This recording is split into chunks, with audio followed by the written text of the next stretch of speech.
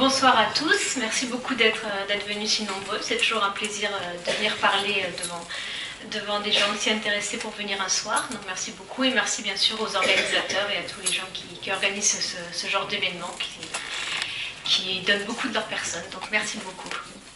Alors oui, donc comme vous a présenté, je suis donc chercheuse CNRS, je travaille dans un laboratoire à Toulouse, à l'université Paul Sabatier de Toulouse. Et donc je travaille sur les abeilles et plus particulièrement donc sur l'intelligence des abeilles. Donc comme je suis chercheuse CNRS, c'est de la recherche fondamentale, donc il n'y a pas d'application directe. Bien sûr, on est intéressé, on est en lien avec donc les apiculteurs et les gens qui travaillent pour la sauvegarde des abeilles, donc je vais vous en toucher un mot par-ci par-là. Mais voilà, moi ma démarche, c'est vraiment une démarche d'essayer de mieux comprendre cet insecte et donc ce qu'il a dans son cerveau. Donc je vais essayer de vous raconter un peu comme ça ce que moi je fais et puis d'autres choses sur l'abeille pour vous ouvrir un petit peu à toutes les nouvelles découvertes sur cet insecte vraiment étonnant. Donc tout d'abord l'abeille c'est un modèle qu'on appelle un modèle, donc un modèle animal qui est utilisé dans les laboratoires depuis extrêmement longtemps, depuis avant la Première Guerre mondiale, on parlait tout à l'heure, pour essayer de comprendre comment elle apprend. Parce qu'en fait, les abeilles, lorsqu'elles vont chercher du nectar dans les fleurs, elles ont une constance florale. C'est-à-dire qu'à chaque fois qu'elles vont trouver du nectar ou du pollen dans une espèce de fleur, dans une fleur donnée, elles vont mémoriser toutes les caractéristiques de cette fleur, que ce soit l'odeur, la couleur, la forme. Donc par exemple, si elles vont dans une tulipe, elles vont mémoriser les caractéristiques de cette tulipe. Et après, elles vont essayer d'aller butiner des fleurs de la même espèce, et donc qui ont les mêmes caractéristiques. Et pourquoi ça c'est utile pour elles? Tout simplement parce que nous, lorsqu'on voit des fleurs ouvertes, elles n'ont pas toujours du nectar à ce moment-là, ou du pollen. Elles n'ont qu'une période très courte, qui est la période où elles ont besoin des abeilles pour venir les polliniser. Or, il est quasiment impossible de le savoir à distance, si la fleur que l'on voit ouverte a effectivement du nectar ou pas. Par contre, une même espèce de fleur a une très grande probabilité que tous les individus de cette espèce de fleurs et du nectar à ce moment-là, puisque du coup ils mûrissent à peu près de la même façon en général, surtout au sein d'une même prairie. Et donc c'est très utile pour les abeilles d'aller voir si elles trouvent du nectar dans les coquelicots, aller faire tous les coquelicots de la prairie plutôt que de passer d'une fleur à l'autre. Mais du coup, comme c'est un comportement naturel, ça implique qu'elles sont obligées d'apprendre et aussi de mémoriser. Parce que par exemple, les fleurs, elles n'ont pas aussi du nectar toute la journée au même taux. C'est-à-dire par exemple, les coquelicots peuvent avoir du nectar le matin, mais pas le reste de la journée. Et d'autres fleurs, ça va être l'inverse. Et donc les abeilles butineuses apprennent ça, c'est pas inné du tout pour elles doivent l'apprendre au fur et à mesure de leur expérience. Et donc elles savent le lendemain matin, elles savent que au début, elles doivent aller voir les coquelicots, ensuite aller voir les trèfles, etc. Et donc tout ça nécessite de la mémorisation parce qu'elles doivent aussi se rappeler où étaient les coquelicots et où étaient les trèfles et à quelle heure, et voilà, etc. En plus, lorsqu'elles récoltent, comme vous le savez, elles ne récoltent pas seulement pour elles-mêmes, elles récoltent pour la ruche. Ce qui implique qu'à chaque fois qu'elles font leur récolte, elles doivent retourner à la ruche pour décharger leur récolte. Et ça implique aussi de très bonnes capacités pour se repérer, parce que comme les ruches contiennent une population très nombreuse, plusieurs dizaines de milliers d'individus pour une ruche saine, évidemment elles ne peuvent pas toutes rester dans un rayon de 100 mètres autour de la ruche. Et donc elles peuvent aller jusqu'à 10 km. Autour de la ruche, et donc imaginez pour la taille de cet insecte ce que ça implique.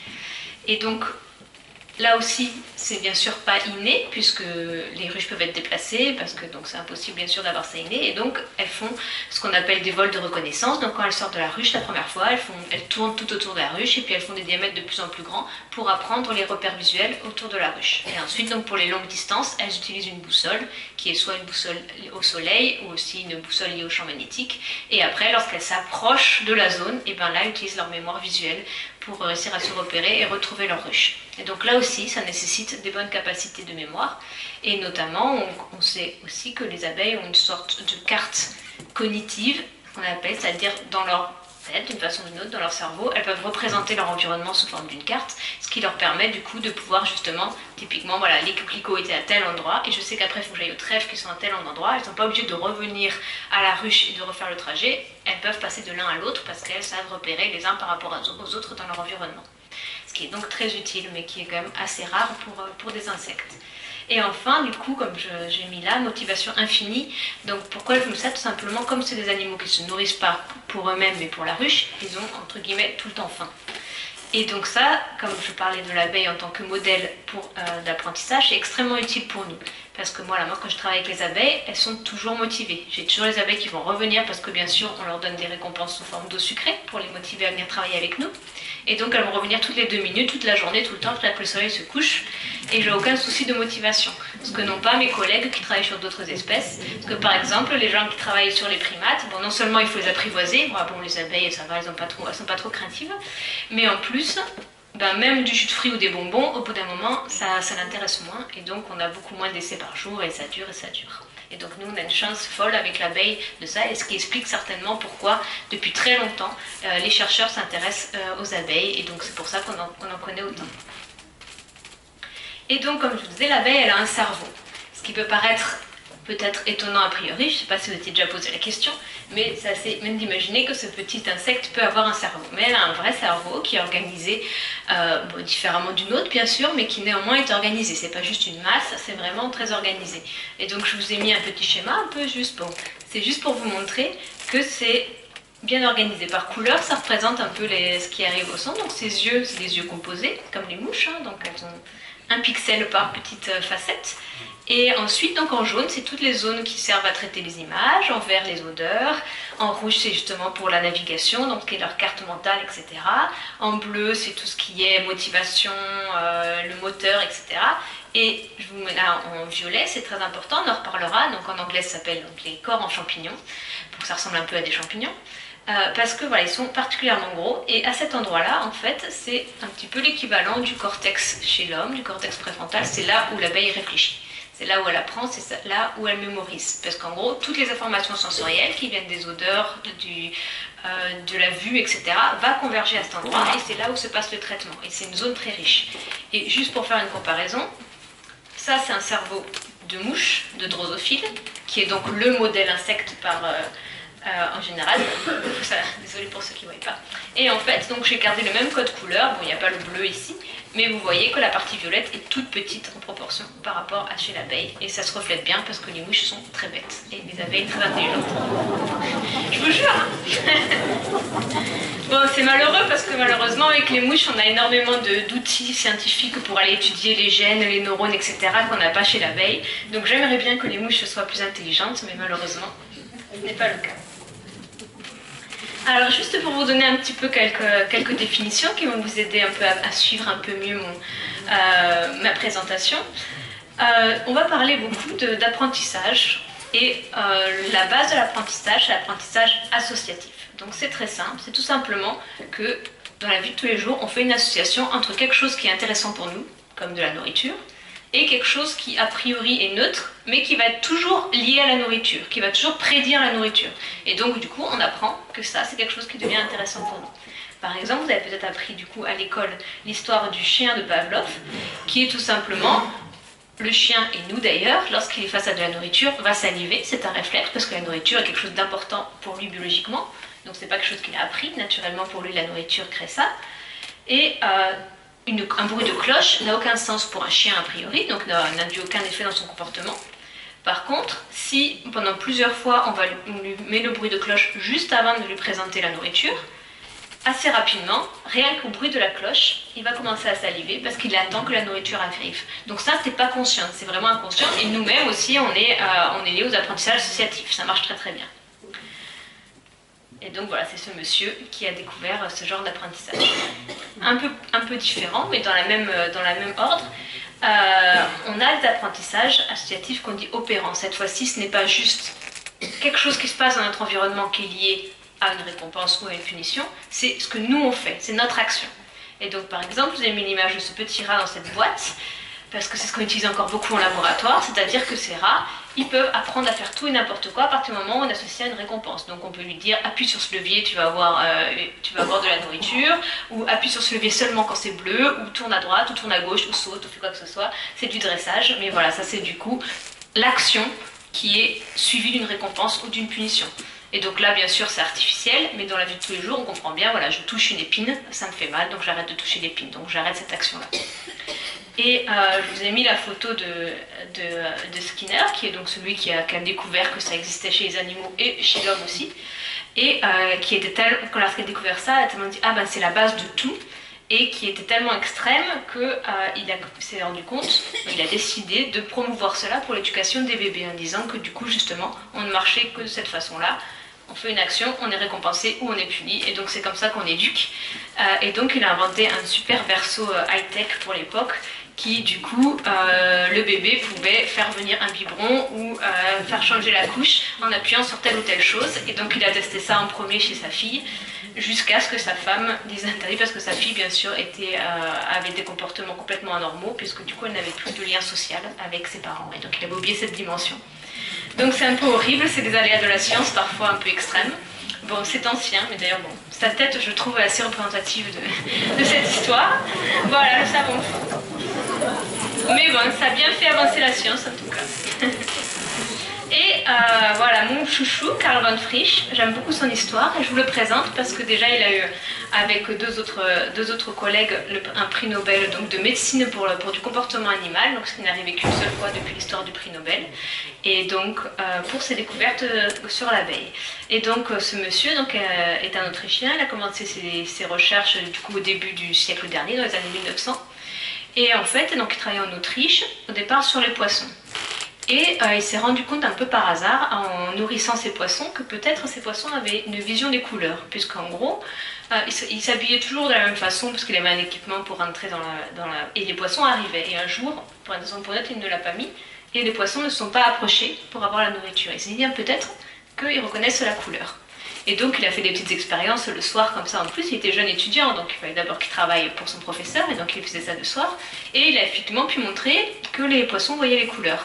Et donc lorsqu'il a parlé de ça, il s'est fait tout simplement virer parce que à l'époque, le dogme de l'Église était, et donc de la population en général, était que les couleurs étaient une invention, un don divin pour l'homme. Parce que c'est juste de l'esthétique, ce n'est pas utile.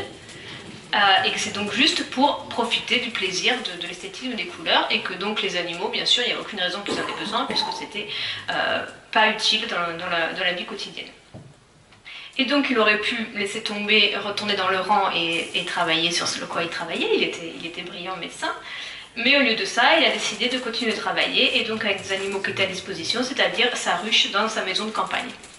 Et donc tous les étés, tout le temps libre, il s'est mis à se travailler seul, puis petit à petit accompagné d'étudiants, pour travailler sur les abeilles, puisque son idée était, non seulement c'était facile d'avoir des abeilles, mais en plus il s'est dit, bon, quel animal doit avoir besoin des couleurs? Certainement les abeilles, puisqu'après tout c'est elles qui sont intéressées par les fleurs. Voilà. Et donc c'est cette idée un peu révolutionnaire de dire, non, je vais contre les dogmes pour essayer d'aller chercher, de faire mes propres expériences et de faire ma propre opinion. Et c'est ainsi, je pense, que la recherche avance. Et donc comment elle a fait pour voir si les abeilles voyaient les couleurs?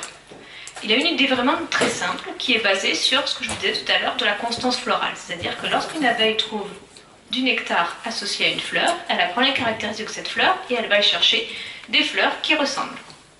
Et donc, tout simplement, déjà, il a eu l'idée de marquer les abeilles avec un peu de peinture pour les reconnaître, parce que sinon, impossible de suivre un individu.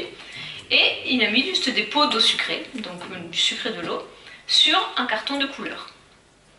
Les abeilles viennent, elles recrutent, donc elles ont beaucoup de copines qui viennent, etc. Elles sont très intéressées par ça.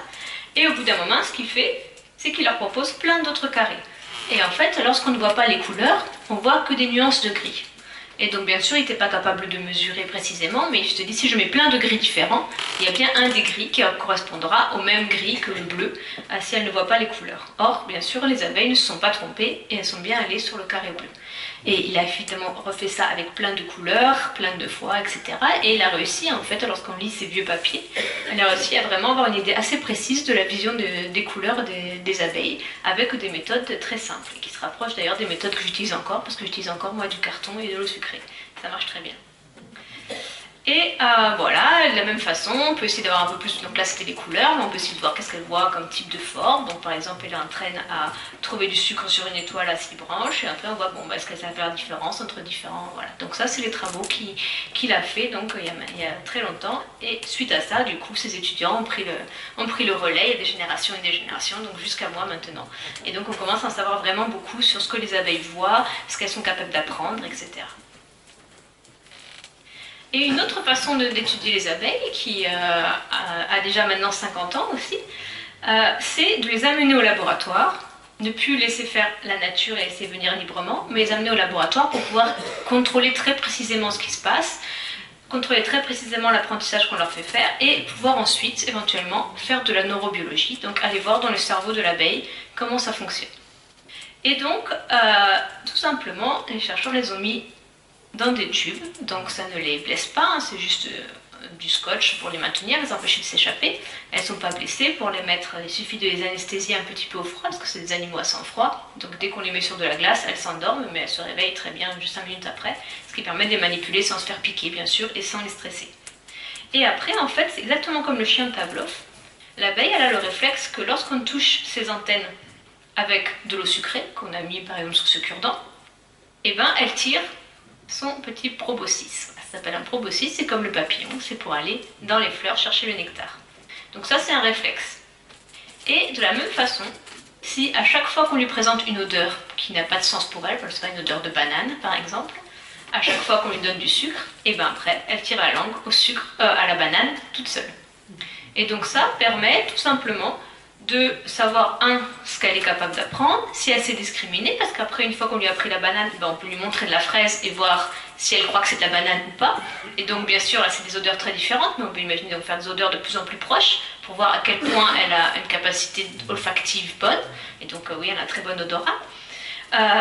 De la même façon, on peut voir sa mémoire, donc essayer de voir est-ce qu'une semaine après, elle s'en rappelle encore, etc. Et ce qui est encore plus intéressant, c'est que du coup, on peut en même temps faire de l'imagerie cérébrale, donc mesurer l'activité de son cerveau, en même temps qu'elle fait l'apprentissage, en même temps qu'elle mémorise, etc. Et voir comment ça évolue donc dans son cerveau, la représentation de l'odeur et comment se fait l'apprentissage, etc. Et donc maintenant, on comprend vraiment bien comment elle fait le lien entre une odeur et du sucre. C'est assez au point grâce à toutes ces recherches. Et je vous ai mis en bas cette petite photo parce que je trouve que c'est amusant. C'est une petite start-up qui a eu l'idée d'utiliser les abeilles pour, dans les aéroports, détecter les produits chimiques dangereux, donc soit de la drogue ou des explosifs ou ce genre de choses. Tout simplement parce qu'elles ont un odorat qui est très proche de celui du chien en termes de qualité. Mais l'avantage, c'est qu'un chien, pour être capable de travailler dans les aéroports, c'est plusieurs années d'entraînement. Ça coûte très cher. Là où les abeilles, bon, elles ne vivent pas très longtemps, mais pour entraîner, ça prend 1 heure de les entraîner à répondre, à tirer la langue à une odeur donnée. Et donc, ce qu'ils ont fait, ils ont des petites valises où ils ont plein de petits compartiments avec chacun une abeille, chaque abeille étant entraînée pour une odeur particulière, et ils passent cette valise-là. Et donc, si elle tire le proboscis, il y a un petit laser qui mesure ça, et donc ça sonne. Et voilà. Et donc, bon, je les avais rencontrés il y a 2-3 ans et ils avaient l'air de bien fonctionner. Et donc c'est des Américains qui font ça et d'avoir de plus en plus d'aéroports qui étaient intéressés par ça. Je trouve ça amusant, si tu veux, voilà. Une façon insoupçonnée d'utiliser l'abeille. Donc voilà comment moi je travaille. Donc je travaille pas encore avec les petits tubes, je vais devoir m'y mettre, mais pour l'instant je suis encore en extérieur. Donc là c'est une photo qui a été prise en Australie parce que du coup jusqu'à assez récemment, l'hiver français, je partais du coup en Australie pour avoir 2 étés par an pour pouvoir travailler avec les abeilles, donc c'est pas désagréable. Surtout que malheureusement après je suis passée à Londres où j'ai eu que des hivers tout de suite, voilà. Mais bon, ça a été un peu dur. Et donc en fait, quand je vous disais que j'étais utilisé du papier et du crayon, c'est légèrement plus sophistiqué que ce que faisait Carl von Frisch parce que maintenant on fait bien attention à n'avoir qu'une abeille à la fois et à bien mesurer ce qu'elle voit, etc. Donc c'est légèrement plus sophistiqué, mais vous voyez que c'est pas très sophistiqué quand même. Surtout qu'à Toulouse, il est même en bois, mon labyrinthe. Donc tout simplement, voilà, c'est un gros Y. Il y a une porte que je peux ouvrir ou fermer, une porte coulissante, pour mesurer quelle abeille rentre et éviter que les autres rentrent. Donc bien sûr, une abeille, elle est marquée avec un peu de peinture. Donc je la reconnais. Et ensuite, lorsqu'elle rentre, voilà, elle a ce petit trou. Elle peut voir dans son petit trou, du coup, les 2 images que j'ai mis de chaque côté du labyrinthe. Et donc, elle y va. Elle en choisit une au hasard, au départ. Et si moi je veux qu'elle apprenne le jaune, je mets sur le jaune de l'eau sucrée. Et sur le bleu, je mets soit rien, soit si je veux un peu la motiver, je mets une punition légère en mettant de l'eau amère avec de la quinine. Et elles n'aiment pas ça du tout. Elles sont pas contentes. Elles n'aiment pas ça. Et du coup, après, elles font attention et elles apprennent plus rapidement. Donc ça me fait gagner du temps. Et donc du coup, le coup d'après, lorsqu'elles reviennent, et ben je change de côté ou pas, et puis je laisse faire le choix, et donc assez rapidement, elles vont toujours aller vers le jaune. Parce que c'est quelque chose qui est très facile pour elles, qu'elles font tous les jours lorsqu'elles apprennent des fleurs. Et donc voilà vraiment la base de ma façon de travailler. Et après, donc, je vais vous montrer un peu qu'on peut du coup leur apprendre des choses bien plus compliquées que juste jaune ou bleu. Et juste pour ceux qui se poseraient la question, comment on fait pour les entraîner à aller là-dedans? Parce que bien sûr, les abeilles restent des animaux qu'on dit domestiques, mais qui sont quand même globalement sauvages, parce qu'elles s'en foutent vraiment de l'homme. Elles n'aiment pas rentrer, bien sûr, dans le labyrinthe, être coincées, etc. Donc on fait étape par étape, tout simplement parce que l'abeille, là où elle trouve du sucre, elle va y revenir. Et donc nous, on les prend à la ruche avec une petite cuillère, avec de l'eau sucrée. Donc pendant qu'elles boivent, on les déplace sur la table. Et donc quand elles partent, elles tournent, elles regardent où c'est qu'elles ont trouvé du sucre, parce qu'elles font pas attention pendant qu'elles boivent qu'on les déplace, ça c'est notre chance. Et donc du coup elles vont revenir vers la table. Après du coup elles retrouvent le sucre et cette fois-ci je les mets à l'entrée du labyrinthe. Et donc le coup d'après elles doivent rentrer et là je leur ferme la porte derrière.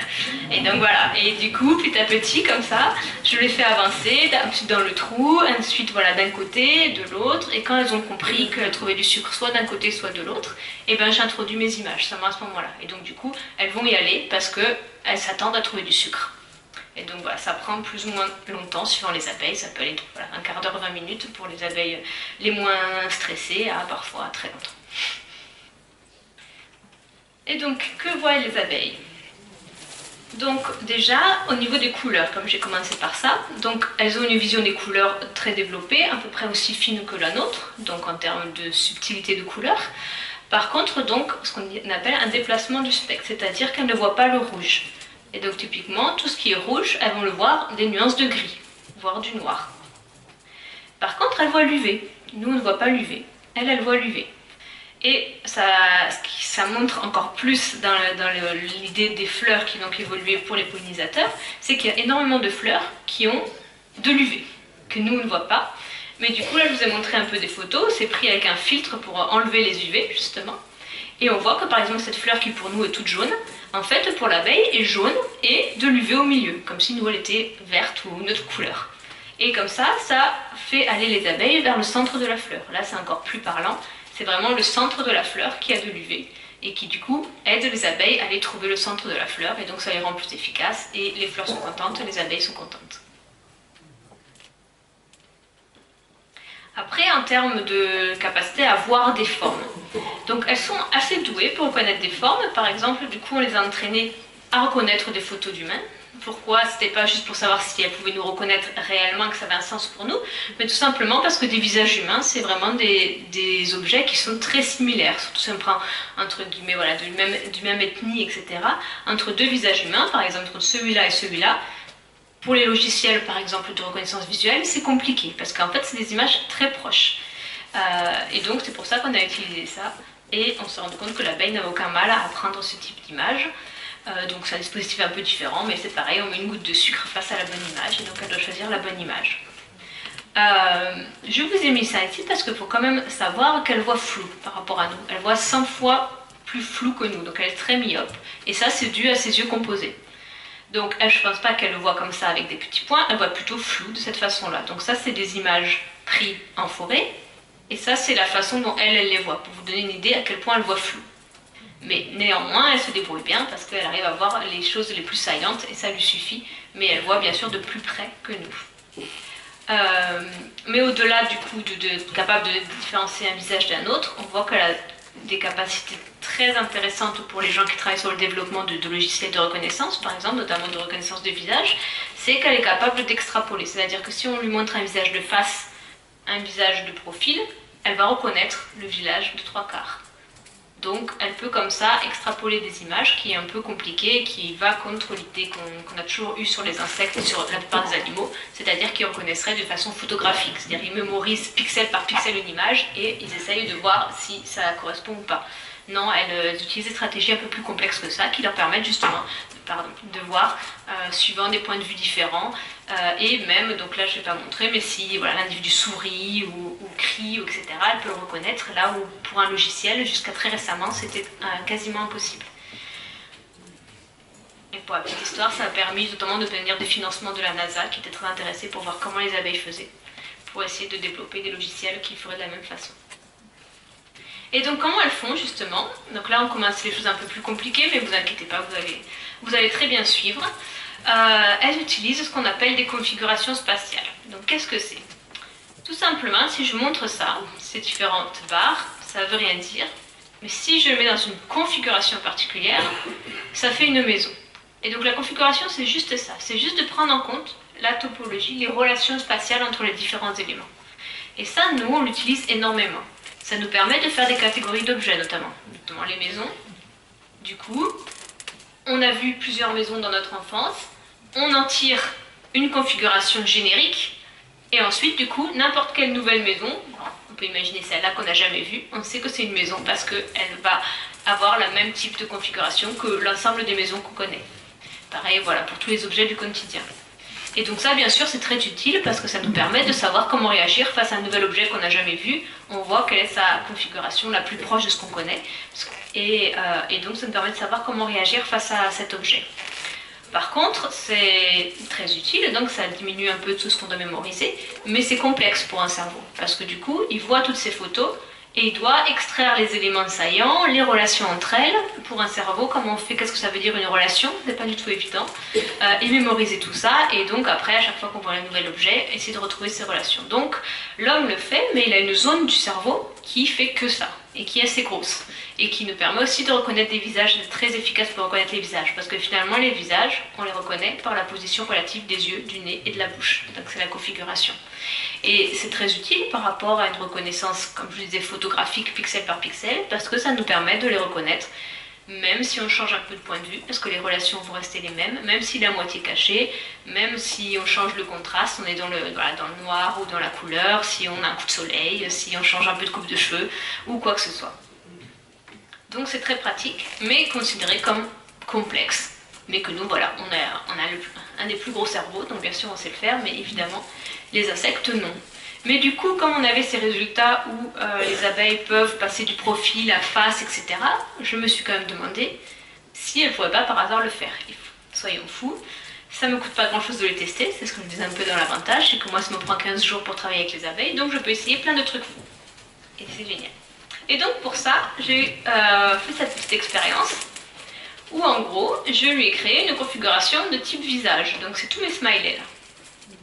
Et donc ils sont tous différents. Parce que bon, si vous regardez dans le détail, ils sont tous différents. Et les abeilles font la différence. Les abeilles, bien sûr, il faut le montrer, font la différence très bien entre toutes ces images. C'est des fleurs différentes pour elles. Et en face, à chaque fois, dans le labyrinthe, il y avait un smiley et un arrangement aléatoire des mêmes éléments. Donc si elle apprenait juste les formes, elle ne peut pas résoudre la tâche. Parce que bien sûr, à chaque fois qu'elle revient, j'utilisais un autre smiley qu'elle n'avait jamais vu avant. Mais pour obtenir la récompense, il fallait qu'elle utilise cette configuration de type visage. Et donc bon, d'un essai à l'autre, au début bien sûr elle se trompe énormément, mais assez rapidement, quand même en 1 heure, 1 heure et demie, elle a compris la règle du jeu. La règle du jeu, c'est utiliser, il faut que j'ai 2 points comme ça, une barre comme ça et une barre comme ça, sinon j'ai une punition sous forme de quinine. Et bon, il faut bien les motiver. Et donc ça marche très très bien. Et les abeilles arrivent à faire cela. Et on a pu montrer, bien sûr, qu'elles n'utilisaient pas d'autres stratégies plus simples et que vraiment elles utilisaient les configurations. Mais ce qui me gênait un petit peu encore, c'est que j'avais un peu l'impression de les avoir dressées et d'avoir fait un peu des puces savantes. Parce que, ok, ça veut dire qu'elles peuvent le faire, c'est déjà bien. Ça montre que leur cerveau peut le faire, parce que voilà, on a eu énormément de mal à publier ces résultats parce que personne ne nous croyait. Donc maintenant, bon, c'est bien établi. Mais voilà, pour dire que c'était assez étonnant. Et notamment, moi, ce qui m'a le plus étonné, c'est que la plus grande réaction était des gens qui travaillaient sur l'homme, donc qu'est-ce qu'ils ont à être menacés par des abeilles, mais comment vous pouvez dire que les abeilles ont une stratégie similaire à l'homme? Bref. Et donc, du coup, moi ça m'embêtait là, parce que là je les force un petit peu à utiliser cette stratégie, parce que si elles veulent avoir le sucre sans jamais se tromper, il faut qu'elles y arrivent à faire ça. Mais ça ne me disait pas si dans leur vie de tous les jours d'abeilles normales, quand elles vont chercher des fleurs, elles utilisent effectivement les configurations, ou si c'est juste qu'elles savent le faire lorsqu'on les entraîne. Alors pour répondre à cette question, je me suis inspirée de choses qu'on trouve beaucoup dans la recherche chez l'homme et le primate, ces petites figures qu'on appelle composées. Parce que comme vous voyez, il y a 2 niveaux de lecture. Il y a un niveau qu'on appelle global, le triangle par exemple ici, et un niveau local, les petits ronds. Et donc pour voir le triangle, il faut savoir faire la configuration, parce que c'est les relations spatiales de chacun des petits points qui créent un triangle. Et d'ailleurs, vous serez peut-être étonné de savoir que les singes n'y arrivent pas, ça. Ils ne voient pas le triangle. Pour voir le triangle, il faut leur tracer un petit trait qui est relié entre elles. Ils n'arrivent pas à créer ce triangle parce qu'ils n'utilisent pas les configurations spatiales de la même façon. Et en gros, pour simplifier, aucun animal testé ne voit les configurations. Il n'y a que l'homme et le chimpanzé dans certaines conditions. Mais donc encore une fois, comme je vous disais, avec l'abeille, ce qui est bien, c'est qu'on peut essayer des trucs fous à plus faible coût, donc essayons. Et donc l'idée, c'est de leur faire apprendre ces genres d'images et de leur demander après, bon mais qu'est-ce que tu as appris? Est-ce que tu as appris juste la petite forme ronde pour réussir à la reconnaître, ou est-ce que tu as vu le triangle? Et donc si dans la vie de tous les jours, elles utilisent les configurations de la même façon que les humains pour reconnaître les objets, elles devraient avoir appris le triangle. Si par contre elles ne l'ont fait que parce que je les ai forcées, eh ben elles devraient avoir une autre stratégie plus simple. Et donc le principe est le suivant, donc j'utilise toujours mon labyrinthe, je ne vais pas redessiner, mais c'est toujours le petit labyrinthe en Y. Donc d'un côté, elle a ce carré fait avec des petits losanges, qui est tout le temps récompensé, et puis elle a ça en face qui est jamais récompensé. Donc la tâche est très facile pour elle, elle peut utiliser ce qu'elle veut comme indice. Elle peut utiliser l'information losange par rapport à triangle, elle peut utiliser le carré par rapport au rond, elle peut utiliser le fait qu'il y a quelque chose à cet endroit-là et qu'il n'y en a pas à cet endroit-là, elle utilise ce qu'elle veut. Il faut juste faire la différence entre les deux. Donc c'est très facile, et ça représente en fait le pourcentage d'abeilles qui ont choisi la bonne après l'entraînement. Donc en rouge, voilà, et donc on voit que quasiment 75% des abeilles que choisissent la bonne. On n'est jamais à 100%, tout simplement parce que lors du test, elles n'ont aucune punition, on regarde juste ce qu'elles font, et donc bon, elles peuvent se tromper bien évidemment. Mais c'est un choix qui montre vraiment qu'elles savent le faire. Et après, du coup, pour savoir ce qu'elles ont utilisé comme information, je les ai un peu forcées à faire des choix entre aucune bonne solution, mais la moitié de la bonne. Je vous explique. C'est que là, je lui propose un carré, mais fait avec des triangles. Donc, elle a la bonne information globale de configuration, mais la mauvaise information des détails. Et en face, je fais l'inverse. Donc, c'est une situation de conflit. Donc, cette fois-ci, elle a la mauvaise grosse forme et la bonne forme locale. Alors, pour nous, si je vais vous faire ça, c'est sûr que tous, vous allez choisir celle-là. Parce que nous, on est très très bon à regarder les configurations, on voit ça en même temps. Et pour nous, voir les détails, c'est compliqué. Mais encore une fois, je fais ça sur le pigeon, sur le babouin, sur le rat. Ils vont tous choisir l'autre. Et moi, mon abeille, eh ben, elle choisit celle-là. Donc c'était intéressant. Voilà, elle choisit le carré. Mais il me restait un contrôle à faire. Parce que, ok, elle choisit le carré. Déjà, ça prouve qu'elle voit un carré et que c'est pas juste des points comme ça. C'est déjà intéressant. Mais ce qui m'embêtait, c'est que je dis, ben, ça se trouve, même si j'avais contrôlé l'acuité visuelle, ça se trouve, elle a juste pas été capable de voir le triangle. C'est peut-être juste qu'elle n'a pas comme elle voit un peu flou, etc., elle ne voit pas le triangle, elle voit juste le carré. Donc évidemment qu'elle choisit le carré parce qu'elle voit même pas que là, c'est pas la bonne. Et donc on fait des contrôles où ici, elle a le choix entre la bonne, qui était récompensée, et une autre où j'ai changé juste la forme globale, mais j'ai gardé la forme locale, pour juste vérifier qu'elle a bien appris la forme globale. Et ici, j'ai fait l'inverse, qui est le test le plus intéressant, où cette fois-ci, la forme globale est la même, mais là, ça, c'est la bonne locale et la mauvaise locale. Et donc, du coup, ici, dans les deux cas, elles ne s'est pas trompée. Elles ne se sont pas trompées. Donc, elles savent bien que ça, c'est pas la bonne. Mais elles préfèrent, comme elles ne savent pas quoi choisir, elles auraient pu faire 50-50. Aucune des deux n'est bonne, donc je fais 50-50. Non, elles préfèrent ça. Et elles ont bien raison, puisque comme je vous disais, utiliser la configuration plutôt que le détail est bien meilleur pour reconnaître un objet, parce que c'est beaucoup moins sensible à des variations. Mais pour des raisons qu'on ignore encore, les autres animaux n'ont pas la capacité de faire cette stratégie. Et donc, elles sembleraient être similaires à l'homme pour faire cette stratégie, ce qui est peut-être logique d'un point de vue écologique parce qu'elle utilise énormément la vision et de loin et différentes formes, etc. Donc elle peut avoir un peu les mêmes besoins que nous en vision, mais qui pose une vraie question sur comment elle fait d'un point de vue neurobiologique, parce que pour nous faire ça, on utilise 100 ou 1000 fois la taille de son cerveau rien que pour faire ça, sans même compter ce qu'il faut pour analyser l'image. Pour aller encore plus loin, c'est donc un aspect, on va encore leur faire des choses encore plus compliquées. Comme me disent mes enfants, je suis la maîtresse des abeilles, je leur apprends à compter. Alors, pourquoi je fais ça? Tout simplement parce que il y a toujours une échelle d'intelligence. Quand on travaille sur l'intelligence des animaux ou même de l'homme, on a différentes échelles. Donc voilà, on dit ça, c'est facile, après on monte d'un niveau, on monte d'un niveau. Donc des niveaux déjà relativement élevés, un des niveaux c'est être capable de faire ce que l'on appelle chez nous catégorisation. Ça veut se dire quoi? Ça veut dire créer des catégories d'objets. Comme je disais tout à l'heure, une maison, une chaise. C'est une catégorie, il y a plein d'objets différents qui vont dans la catégorie chaise. Et nous, pour nous, on sait faire ça, mais il faut savoir quand même qu'on est un peu aidé par le langage. Parce que quand on est enfant, et qu'on utilise le même mot pour tous ces objets différents, alors du coup, ça aide notre cerveau à créer cette catégorie. Et donc pendant longtemps, on imaginait que c'était le propre de l'homme, puisqu'on avait le langage. Et que du coup, la catégorie avait un sens parce qu'elle avait un dénominateur commun qui était le nom, le mot, qui correspondait à cette chose. Maintenant, on sait qu'il y a beaucoup d'animaux qui peuvent le faire. Et donc, bien sûr, ça a été aussi testé chez l'abeille. Et donc, dans ce cas-là, par exemple ici, c'est donc tout un tas de feuilles différentes. Elles sont différentes, mais vous savez que c'est une feuille parce qu'elles ont des critères perspectifs en commun. Être plat, avoir une certaine texture, une certaine forme. Et donc ça vous permet d'avoir une nouvelle feuille que vous n'avez jamais vue. Bon, c'est un ginkgo biloba assez rare, donc bon, vous l'avez déjà vu ce que vous êtes éduqué, mais c'est assez rare. Et donc du coup vous savez que c'est une feuille, même si vous ne l'avez jamais vue, parce qu'il y a quand même beaucoup de choses en commun avec l'ensemble des feuilles que vous connaissez depuis votre enfance. Et donc ça, bien sûr, ça a été testé chez l'abeille il y a déjà maintenant 20 ans. Avec comme idée d'utiliser un critère comme un autre qui était la symétrie. Et donc l'idée était de forcer les abeilles à choisir à chaque fois entre un objet symétrique qui a du sucre et des objets non symétriques qui n'ont pas de sucre. Mais bien sûr on change les objets à chaque fois, donc elle ne peut pas les apprendre. Elle doit comprendre la règle du jeu. La règle du jeu c'est tout ce qui est symétrique a une récompense et tout ce qui n'est pas, pas de récompense. Donc je crée la catégorie objet symétrique. Et donc elles y arrivent très bien. Et donc plus compliqué, cette fois-ci, on n'utilise plus de la perception, donc quelque chose de concret, on utilise une relation. Par exemple ici, on a l'éléphant qui est plus grand que la souris. Donc c'est la relation plus grand qui m'intéresse. Et donc je peux apprendre à quelqu'un, à chaque fois, choisis le plus grand.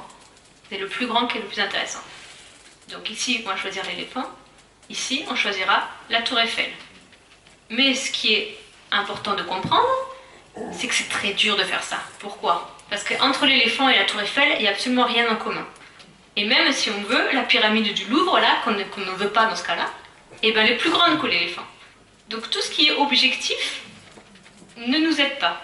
Il faut que cette relation de plus grand, le cerveau comprenne, trouve cette relation, mais à chaque fois en comparant des choses différentes. Donc c'est une relation qui n'existe pas s'il n'y a pas d'objet, parce que plus grand n'a aucun sens si on n'a pas un objet plus grand qu'un autre, mais qui en même temps doit être indépendant des objets, parce que ces objets-là, ils peuvent être parfois plus grands, parfois plus petits, etc. Et donc c'est très complexe. Et donc nous, bien sûr, on y arrive, mais il faut savoir qu'on n'y arrive pas avant l'âge de 6 ou 7 ans. Et c'est vrai parce que mon fils a exactement 6 ans, et ce que j'ai fait faire aux abeilles, il n'y arrive pas. Ça m'étonne toujours, mais il n'y arrive pas. Et il n'est pas complètement débile. Non, et donc du coup, on le fait beaucoup, et c'est vrai que c'est assez amusant justement à chaque manifestation où on peut interagir avec le public, c'est que souvent les gens viennent accompagnés de leurs enfants, et donc je fais faire le test aux enfants, les enfants ne comprennent rien de ce qui se passe, et les parents à côté sont là, mais c'est évident, mais qu'est-ce que tu veux? Et donc après on les rassure en disant c'est normal, jusqu'à 7-8 ans, un enfant ne peut pas le faire. Donc je vais vous montrer la tâche dans un moment, mais donc ça peut paraître très simple pour nous parce que nous on vit dans les relations. Voilà, nous on est habitués aux mathématiques, on est habitués aux mots, on passe notre temps à faire ce qu'on appelle des raisonnements analogiques. C'est avant, après, à droite, à gauche, plus grand, meilleur, plus chaud, etc. On fait ça tout le temps. Mais c'est extrêmement compliqué pour un cerveau. Et donc les gens qui essayent de modéliser ça par informatique, à chaque fois que je les contacte pour dire « Hey, mon abeille elle y arrive, comment elle fait ?» Ils me disent « Non, votre abeille n'y arrive pas, c'est pas possible. » Donc pour l'instant, voilà, on en est là. Mais heureusement les gens cherchent, donc on va bien trouver comment elle fait. Mais en attendant, c'est quelque chose que l'on trouve pour l'instant. Or, l'abeille, que je vais vous montrer dans un instant, on ne trouve que chez l'homme, les primates, mais après un entraînement intensif de plusieurs jours, les dauphins et perroquets, corbeaux. Donc en gros, les animaux très intelligents avec un cerveau particulièrement développé. Et ça prend du temps, voilà. On ne trouve jamais ça chez les jeunes de ces espèces, et c'est toujours avec du temps, et des animaux qui sont élevés en laboratoire et qui donc sont fortement entraînés de façon générale. Donc évidemment, bon, l'abeille non. Mais quand même, donc c'est pas moi qui fais cette première manip, c'est donc Martin Jurfa, il a eu l'idée, en fait, il pensait même pas à ça parce qu'il n'avait pas voilà, cette éducation en sciences cognitives. Il s'est juste amusé, lui aussi, c'est ça qui est bien avec les abeilles. Il s'est dit, bon, est-ce que si je lui donne un indice à l'entrée pour l'aider à choisir après, est-ce que ça l'aide? Alors qu'il ne se rendait même pas compte qu'en fait, ça rendait la tâche bien plus difficile. Parce que là, l'abeille, ce qu'elle a, c'est quand elle rentre, elle voit du jaune. Et quand elle voit du jaune, elle doit aller vers le jaune pour avoir le sucre et pas vers le bleu. Mais bien sûr, on lui complique la tâche, c'est que si le coup d'après elle revient et que cette fois-ci elle voit du bleu, alors là, elle doit aller vers le bleu. Donc c'est complètement contraire à tout ce qu'elle a toujours fait dans sa vie, c'est-à-dire que je trouve du sucre sur la tulipe, je vais sur la tulipe tout le temps. Et indépendamment de ce que je viens de faire il y a 5 minutes, de ce que je viens de voir. Et d'ailleurs, dans la nature, on essaye de se creuser la tête, il n'y a jamais de lien comme ça entre une fleur et celle de la voisine d'à côté. Donc c'est quelque chose qui semble complètement artificiel, qui est vraiment une tâche purement cognitive pour voir ce que le cerveau est capable de faire. Et l'abeille y arrive extrêmement facilement. Et même tellement facilement que si on fait juste ça, donc des fois bleu, des fois jaune, et on lui met la récompense sur le jaune ou sur le bleu. Il est important de noter là qu'on peut le faire à l'envers, on peut le forcer à choisir celle qui est différente. Donc c'est pas quelque chose qui ne marche que dans un sens. Et d'un coup, donc il fait ça pendant 1 heure et demie, une trentaine d'essais, donc les abeilles y arrivent très bien, 80-90%. Et d'un coup, l'abeille revient, et cette fois-ci, il a mis un coton avec une odeur, par exemple de banane. Et cette fois-ci, elle a le choix entre odeur de banane et de fraise. Et les abeilles, sans jamais être entraînées à faire ça, elles vont toutes aller vers l'odeur de banane qu'elles ont trouvée à l'entrée. Donc elles ont très bien compris la règle du jeu, et c'est complètement indépendant de leur couleur, etc., qu'elles ont juste fait avec 2 couleurs. Elles le transfèrent dans une nouvelle situation, dans un nouveau sens, et donc elles ont très bien compris la règle, choisis la même chose que tu as vue à l'entrée. Et donc ce genre de choses, voilà, pour l'instant, est limité aux autres animaux que je vous ai dit. Ce qui ne veut pas dire que les autres ne le savent pas, mais en tout cas, pour l'instant, soit personne ne l'a étudié, soit on n'a pas été capable de le mettre en évidence. Et donc, c'est là où on va un peu plus loin. On s'est dit, ben, si elle est capable de voir choisir le même, et ben peut-être qu'elle va savoir compter. Et comment on fait pour savoir si un animal sait compter? Parce que bien sûr, notre grosse frustration, c'est qu'on ne peut pas parler aux abeilles. Bon, on leur parle, mais elles ne répondent pas. C'est que, du coup, je me suis dit, ben, si ça c'est facile pour elles, peut-être que je peux leur demander, cette fois-ci, de choisir l'image qui a le même nombre d'objets. Alors bon, je ne pensais pas que ça allait marcher. Parce qu'évidemment, mettez-vous à la place de l'abeille. L'abeille, elle vit sa vie tranquille d'abeille, aller voir des fleurs, et un jour on la met dans cette situation de labyrinthe. Elle n'a jamais vu ça de sa vie. Alors déjà, bon, il faut qu'elle comprenne qu'elle doit rentrer là-dedans, qu'elle trouve du sucre, mais des fois c'est un côté, des fois c'est pas d'un autre côté, que les images changent, bon. Et elle doit quand même comprendre qu'il y a une règle du jeu. Parce qu'après tout, il pourrait n'y avoir absolument aucune règle du jeu. Non, il y a une règle du jeu. Et en plus, l'image qui est là, elle change, et il y a un lien entre cette image et l'image qui est après. Qui n'est pas un lien évident cette fois-ci, parce que c'est pas la même image. Donc pour faire le lien, c'est pas évident. Et malgré tout ça, donc rien que de comprendre le principe du jeu, les règles du jeu, déjà, pour moi ça me dépasse déjà que l'abeille y arrive. Et malgré tout ça, eh ben, elle arrive cette tâche aussi facilement que la précédente, donc en 1 heure et demie. Et c'est très marrant à voir lorsqu'on les voit travailler, parce que du coup, au départ, les premières fois, elles regardent cette image un peu n'importe comment, elles vont au travers, elles font n'importe quoi. Après, on commence à voir, ah bon, il y a quelque chose. On voit vraiment dans leur comportement, parce que quand elles volent, elles regardent en faisant du vol stationnaire face, donc on le voit très bien. Et elles commencent par exemple à se dire, tiens, peut-être c'est la forme, et donc elles vont faire le triangle. Et après, hop, elles vont aller vers le triangle. Mais comme nous, on est un peu sioux, et qu'on ne veut pas qu'elles fassent ça, et bien le coup d'après, si on lui en met 3, on lui met 3 alignés. C'est-à-dire que là, elles seront en triangle, mais ici, il y en aura 3, mais alignés. Pour bien sûr qu'elles n'apprennent pas la forme. Et donc là, et on peut par exemple en mettre 4 qui vont faire plus ou moins un triangle, se débrouiller, et donc là, on va se tromper. Donc, ah non, c'est pas ça. Après, là, ici, par exemple, elle va récompenser, les objets sont bleus, donc le coup d'après, elle va vouloir aller sur bleu. Donc on voit vraiment les stratégies qu'elles utilisent, pas toutes les mêmes, et au bout d'un moment, elles comprennent, et là, on le sait, parce qu'elles vont regarder celui-là, celui-là, celui-là, et elles font jamais 2 fois le même. Et là, on dit, ah, elle compte, ça y est. Et donc ici, on la voit, pouf, pouf, non, tchouf, tchouf, tchouf, ah, c'est bon. Et donc, elles y arrivent, donc dans voilà, 80% des cas, toutes les abeilles que l'on teste y arrivent. Ce qu'il faut savoir, c'est qu'on a quand même peut-être un biais ici que les abeilles qu'on choisit, comme moi je les laisse libres de venir et de faire ce qu'elles veulent, Je choisis donc indirectement les abeilles les plus motivées, c'est-à-dire les abeilles qui viennent me voir, qui n'ont pas peur de moi ou en tout cas qui ont une motivation suffisamment forte pour accepter d'être enfermées dans ce truc, pour accepter de se prendre de la quinine quelquefois, et donc qui entre guillemets ont envie de jouer et suffisamment longtemps pour faire toute l'expérience qui va durer 2 à 3 heures entre le premier moment où je la vois et la fin de l'expérience. Donc peut-être qu'on choisit les abeilles les plus fortes bien entendu de la colonie.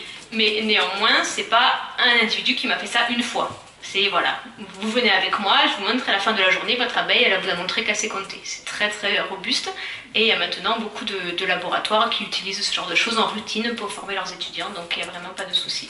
Et on a fait tous les contrôles imaginables pour être sûr qu'elle n'utilise pas d'autres stratégies, donc on est vraiment sûr de nous. Voilà, juste pour vous dire, parce que justement dans cette stratégie d'avoir tous les contrôles, on va essayer toutes les relations possibles et inimaginables pour vraiment être sûr de ce qui se passe. Donc on s'est amusé avec le au-dessus, en dessous. Donc voilà, je choisis là, il y a un objet au-dessus ou en dessous de la barre. Donc je me suis d'abord inspirée de ça, qui vient aussi du genre de choses qu'on fait chez les primates, mais qui me plaisait pas parce que comme on a une barre tout le temps, je me disais bon, c'est assez facile pour l'abeille de se positionner face à la barre tout le temps, d'avoir juste quelque chose dans le haut de son champ visuel, quelque chose en bas. C'est pas si simple, donc on a créé un truc où il n'y a pas de référence, donc c'est au-dessus, en dessous, droite, gauche, qui peut paraître plus simple, mais qui en fait est plus compliqué quand on essaie de le faire par informatique. Et ce qui était amusant là-dedans, c'est que, encore une fois, toujours dans mon histoire de puce savante qui me gêne toujours un peu, on s'est rendu compte que là-dedans, elles apprenaient des relations qu'on n'avait même pas essayé de leur faire apprendre. C'est-à-dire que, vous pouvez voir ici, que nos objets ils sont différents l'un de l'autre. Pourquoi? C'est juste un point de vue pratique, parce que nous, ce qu'on veut, c'est qu'à chaque fois qu'elles reviennent, elles voient quelque chose de différent, qu'elles n'apprennent pas une image. Et donc, c'est plus facile pour moi d'avoir des objets différents, parce que comme ça, je peux faire varier plus facilement, tout simplement. Et donc, voilà, et après, on les testait avec des objets qu'elles n'avaient jamais vus, et donc elles y arrivent. Donc, si elles sont récompensées sur au-dessus, en dessous, elles vont choisir au-dessus, en dessous. Mais du coup, ah ben, j'ai pas là, donc vous savez. Ce qu'après, on essayait de faire, c'est de voir, mais est-ce que elles ont vu qu'ils étaient différents. Et donc ce qu'on leur propose cette fois-ci, c'est on va leur proposer une situation où elle a le choix entre deux images avec un objet au-dessus d'un autre. Donc les deux sont bons, entre guillemets, par rapport à la règle du jeu. Les deux ont la bonne relation. Mais dans un cas, on a deux objets différents, par exemple violet et jaune, et dans l'autre cas, on a deux jaunes. Donc, d'après son expérience, les deux sont bons, parce qu'on ne lui a pas demandé de faire attention au fait qu'elles soient différentes. Mais malgré tout, elle va préférer celle où il y en a deux différentes. Donc elle a fait attention au fait que c'était des objets différents. Encore plus fort, cette fois-ci, on lui demande de choisir entre la mauvaise relation. Donc ça, par exemple, et la même relation, mais deux jaunes identiques. Et donc là, on imagine qu'aucun des deux n'est bon, elle ne sait pas quoi faire, ou à la limite, comme deux différents dans cette relation, ça correspond à ce qu'elle est punie, à la limite, elle va choisir le cas où il y en a deux identiques, parce que c'est un peu moins proche de ce qui a été puni. Or, elle choisit les deux différents dans cette relation. Alors là, on ne comprenait rien du tout. Et on a commencé à comprendre qu'on a fait la situation de conflit. Donc, vous suivez? La bonne relation, mais avec deux mêmes objets. Et la mauvaise relation, mais avec deux objets différents. Et là, les deux sont bons pour elle. Elles font 50-50. Ce qui veut donc dire que pendant cet entraînement, moi, ce que je voulais, c'est qu'elle apprenne au-dessus en dessous. Parce que c'est la seule critère qui permet de faire la différence. Mais toute seule, comme une grande, elle a appris aussi qu'ils étaient différents. Et pour elle, la règle du jeu est aussi importante au-dessus en dessous et différent. Et donc, si elle a le choix qu'un seul de ces critères, soit que la différence, soit que la relation, elle va choisir la bonne. Et si on les met en conflit, eh ben, elle ne sait pas quoi faire parce que les deux sont aussi importants. Ce qui veut mettre donc à penser, et ce qui explique à quel point c'est facile pour elle de comprendre dans la règle du jeu quand je lui demande de compter dans un environnement très bizarre, c'est que, à mon humble avis, elle fait ça tous les jours dans sa vie normale, elle compte ses objets, elle regarde des relations spatiales, etc. Et peut-être qu'elle utilise ça notamment pour faire une carte de son environnement. Plus loin. Donc ça, ce ne sont pas mes travaux, c'est les travaux d'Australiens, mais qui se sont inspirés justement de mes histoires d'au-dessus en dessous. Alors, bon, j'ai appelé ça métacognition ou conscience, tout simplement parce qu'ils voulaient tester ce paramètre, mais avec un grand point d'interrogation, parce que c'est une étude pour l'instant. Et que c'est quand même étonnant, et donc, avant de pouvoir confirmer ça, il faut le vérifier de plein de façons différentes. Mais donc là, l'idée est de savoir est-ce que l'abeille a conscience de ce qu'elle sait. Est-ce qu'elle sait si elle va se tromper ou si elle a la bonne réponse? Et donc, on lui demande encore une fois de choisir entre au-dessus et en dessous. Donc par exemple, la situation au-dessus est toujours récompensée. Donc elle sait le faire, je vous ai montré, on lui entraîne à faire ça. Et ici, donc la bonne idée des chercheurs, c'est que donc ils avaient un premier cylindre où il y avait ce choix, mais aussi un trou qui permet de passer à un deuxième cylindre, où là, on lui demande de faire un nouveau choix entre deux nouvelles images. Donc c'est toujours choisi celle où il y a un objet au-dessus. Donc elle a le choix entre soit choisir et avoir la récompense si elle choisit la bonne, ou la punition si elle choisit la mauvaise, soit ne pas choisir, passer au milieu et qu'on lui propose un nouveau choix. Parce que bien sûr, la subtilité, c'est que parfois c'est très facile et parfois c'est difficile.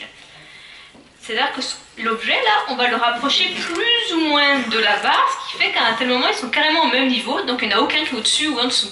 C'est impossible de savoir, ils sont au même niveau. Et ce qu'on se rend compte, c'est que dans le cas où c'est impossible de savoir, l'abeille va bien plus souvent choisir de ne pas choisir, de passer, et d'avoir un nouvel choix, qui du coup, avec grande probabilité, sera un choix plus facile. Et elle le fait bien sûr que dans ces cas-là, et pas dans les autres cas. Ce qui donc est un indice qui pourrait faire penser qu'elle sait, oula, je ne sais pas quoi faire, je vais me tromper, je prends un risque de prendre la quinine, donc je ne choisis pas, et je fais donc une nouvelle situation. Une autre chose qui est un peu sur cette histoire de conscience intérieure de l'abeille, c'est l'histoire du biais pessimiste ou optimiste, donc le verre à moitié vide et le verre à moitié plein. Donc ça, c'est quelque chose, je vais vous expliquer le protocole dans un instant, mais c'est quelque chose qui est beaucoup utilisé en bien-être animal, donc notamment dans tout ce qui est élevage animal, pour vérifier que les conditions d'élevage sont bonnes, on vérifie si les animaux se sentent bien. Et une façon de faire, c'est justement de voir s'ils ont un biais optimiste ou négatif. Donc comment on fait? Tout simplement, on a par exemple une couleur, du bleu, qui est associée à une récompense. Une autre couleur, du jaune, qui est associée à une punition.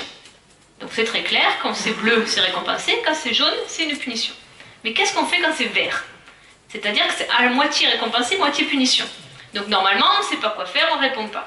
Mais si on est stressé, qu'on est malheureux et qu'on est mal, on se dit non, c'est mauvais.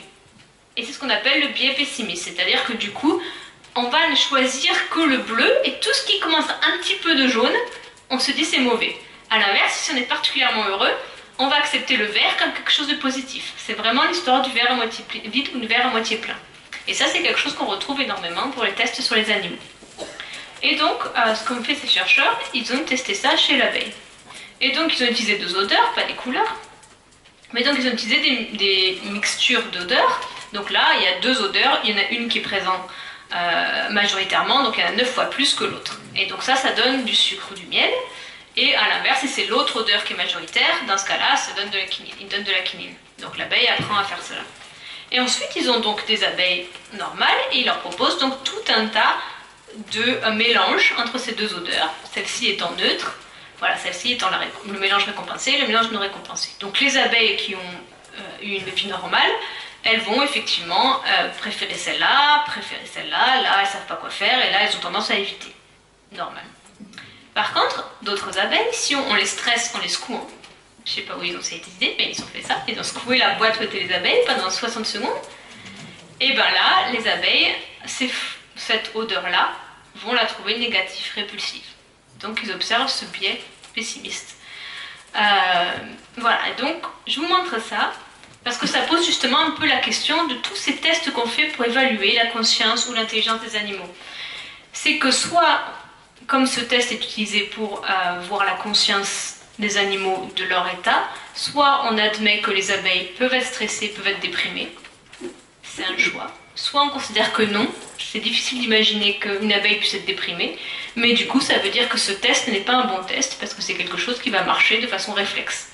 Donc c'est complètement ouvert au débat, c'est pas du tout tranché, mais ça pose la question qu'il faut faire toujours attention que quand on s'adresse à des animaux, on est toujours obligé de passer par l'intermédiaire d'une expérience qui ne nous dit pas de façon parfaite ce qu'il y a dans leur tête. Autre chose, pour montrer qu'elles sont un peu conscientes de ce qu'elles sont capables de faire ou de ne pas faire, c'est comment elles adaptent leur comportement à la difficulté de la tâche ou à l'enjeu de la tâche. Donc ici, la tâche était toujours un truc très simple, Jaune, sucre, bleu, c'était de l'eau. Donc, elles ont intérêt à aller vers le jaune. Mais si elles vont vers le bleu, c'est pas très grave non plus. Ok? Donc ici, ce qu'on a représenté, c'est le pourcentage de bons choix. Donc si elles sont à 100%, ça veut dire qu'elles se trompent jamais. Si elles sont à 50%, ça veut dire qu'elles se trompent une fois sur deux, elles vont choisir au hasard, elles n'ont pas appris. Et ici, c'est le temps qu'elles mettent à se décider. Parce qu'on leur montre les deux, et elles réfléchissent un peu, elles regardent, etc. Et elles font un choix. Et donc, si vous regardez les points bleus, chaque point, c'est une abeille. Donc cette abeille, par exemple, elle a décidé très vite, mais elle s'est trompée la moitié des cas. Donc en gros, après, elle va très vite, mais elle ne regarde pas. Et cette abeille, elle met beaucoup plus longtemps. Voilà, au lieu de mettre 6 secondes, elle met 15 secondes. Par contre, la plupart du temps, elle ajuste. Mais quand même, elles font quand même beaucoup d'erreurs pour cette tâche très sale, très facile. Hein. La plupart des abeilles, voilà, elles sont en dessous de 70%, elles se trompent quand même souvent, parce qu'elles vont assez vite. Maintenant, ce qu'on leur a fait, c'est la même chose, mais cette fois-ci, si elles se trompent, elles ont de la quinine. Donc là, il faut faire attention. Et ce qu'on voit, c'est que ces mêmes individus, maintenant, si vous suivez les flèches, chacun de ces individus, maintenant, change leur stratégie. Par exemple, celle-là qui était très nulle et très rapide, elle met beaucoup plus de temps, 2 fois plus de temps, mais cette fois-ci, maintenant, elle arrive un peu mieux à discriminer. Et toutes, en fait, la plupart, on voit qu'elles vont mettre plus de temps et qu'elles augmentent leur performance. Donc voilà, maintenant, oula, il y a un enjeu, je fais gaffe. On peut le faire de la même façon ici. Si c'est une tâche super facile, elles vont aller très vite. Donc ça, c'est la difficulté de la tâche. Elles vont très vite. Si c'est une tâche plus dure, et ben, elles mettent plus de temps à se décider. Donc elles adaptent leur temps qu'elles donnent à la tâche pour augmenter leur probabilité de succès.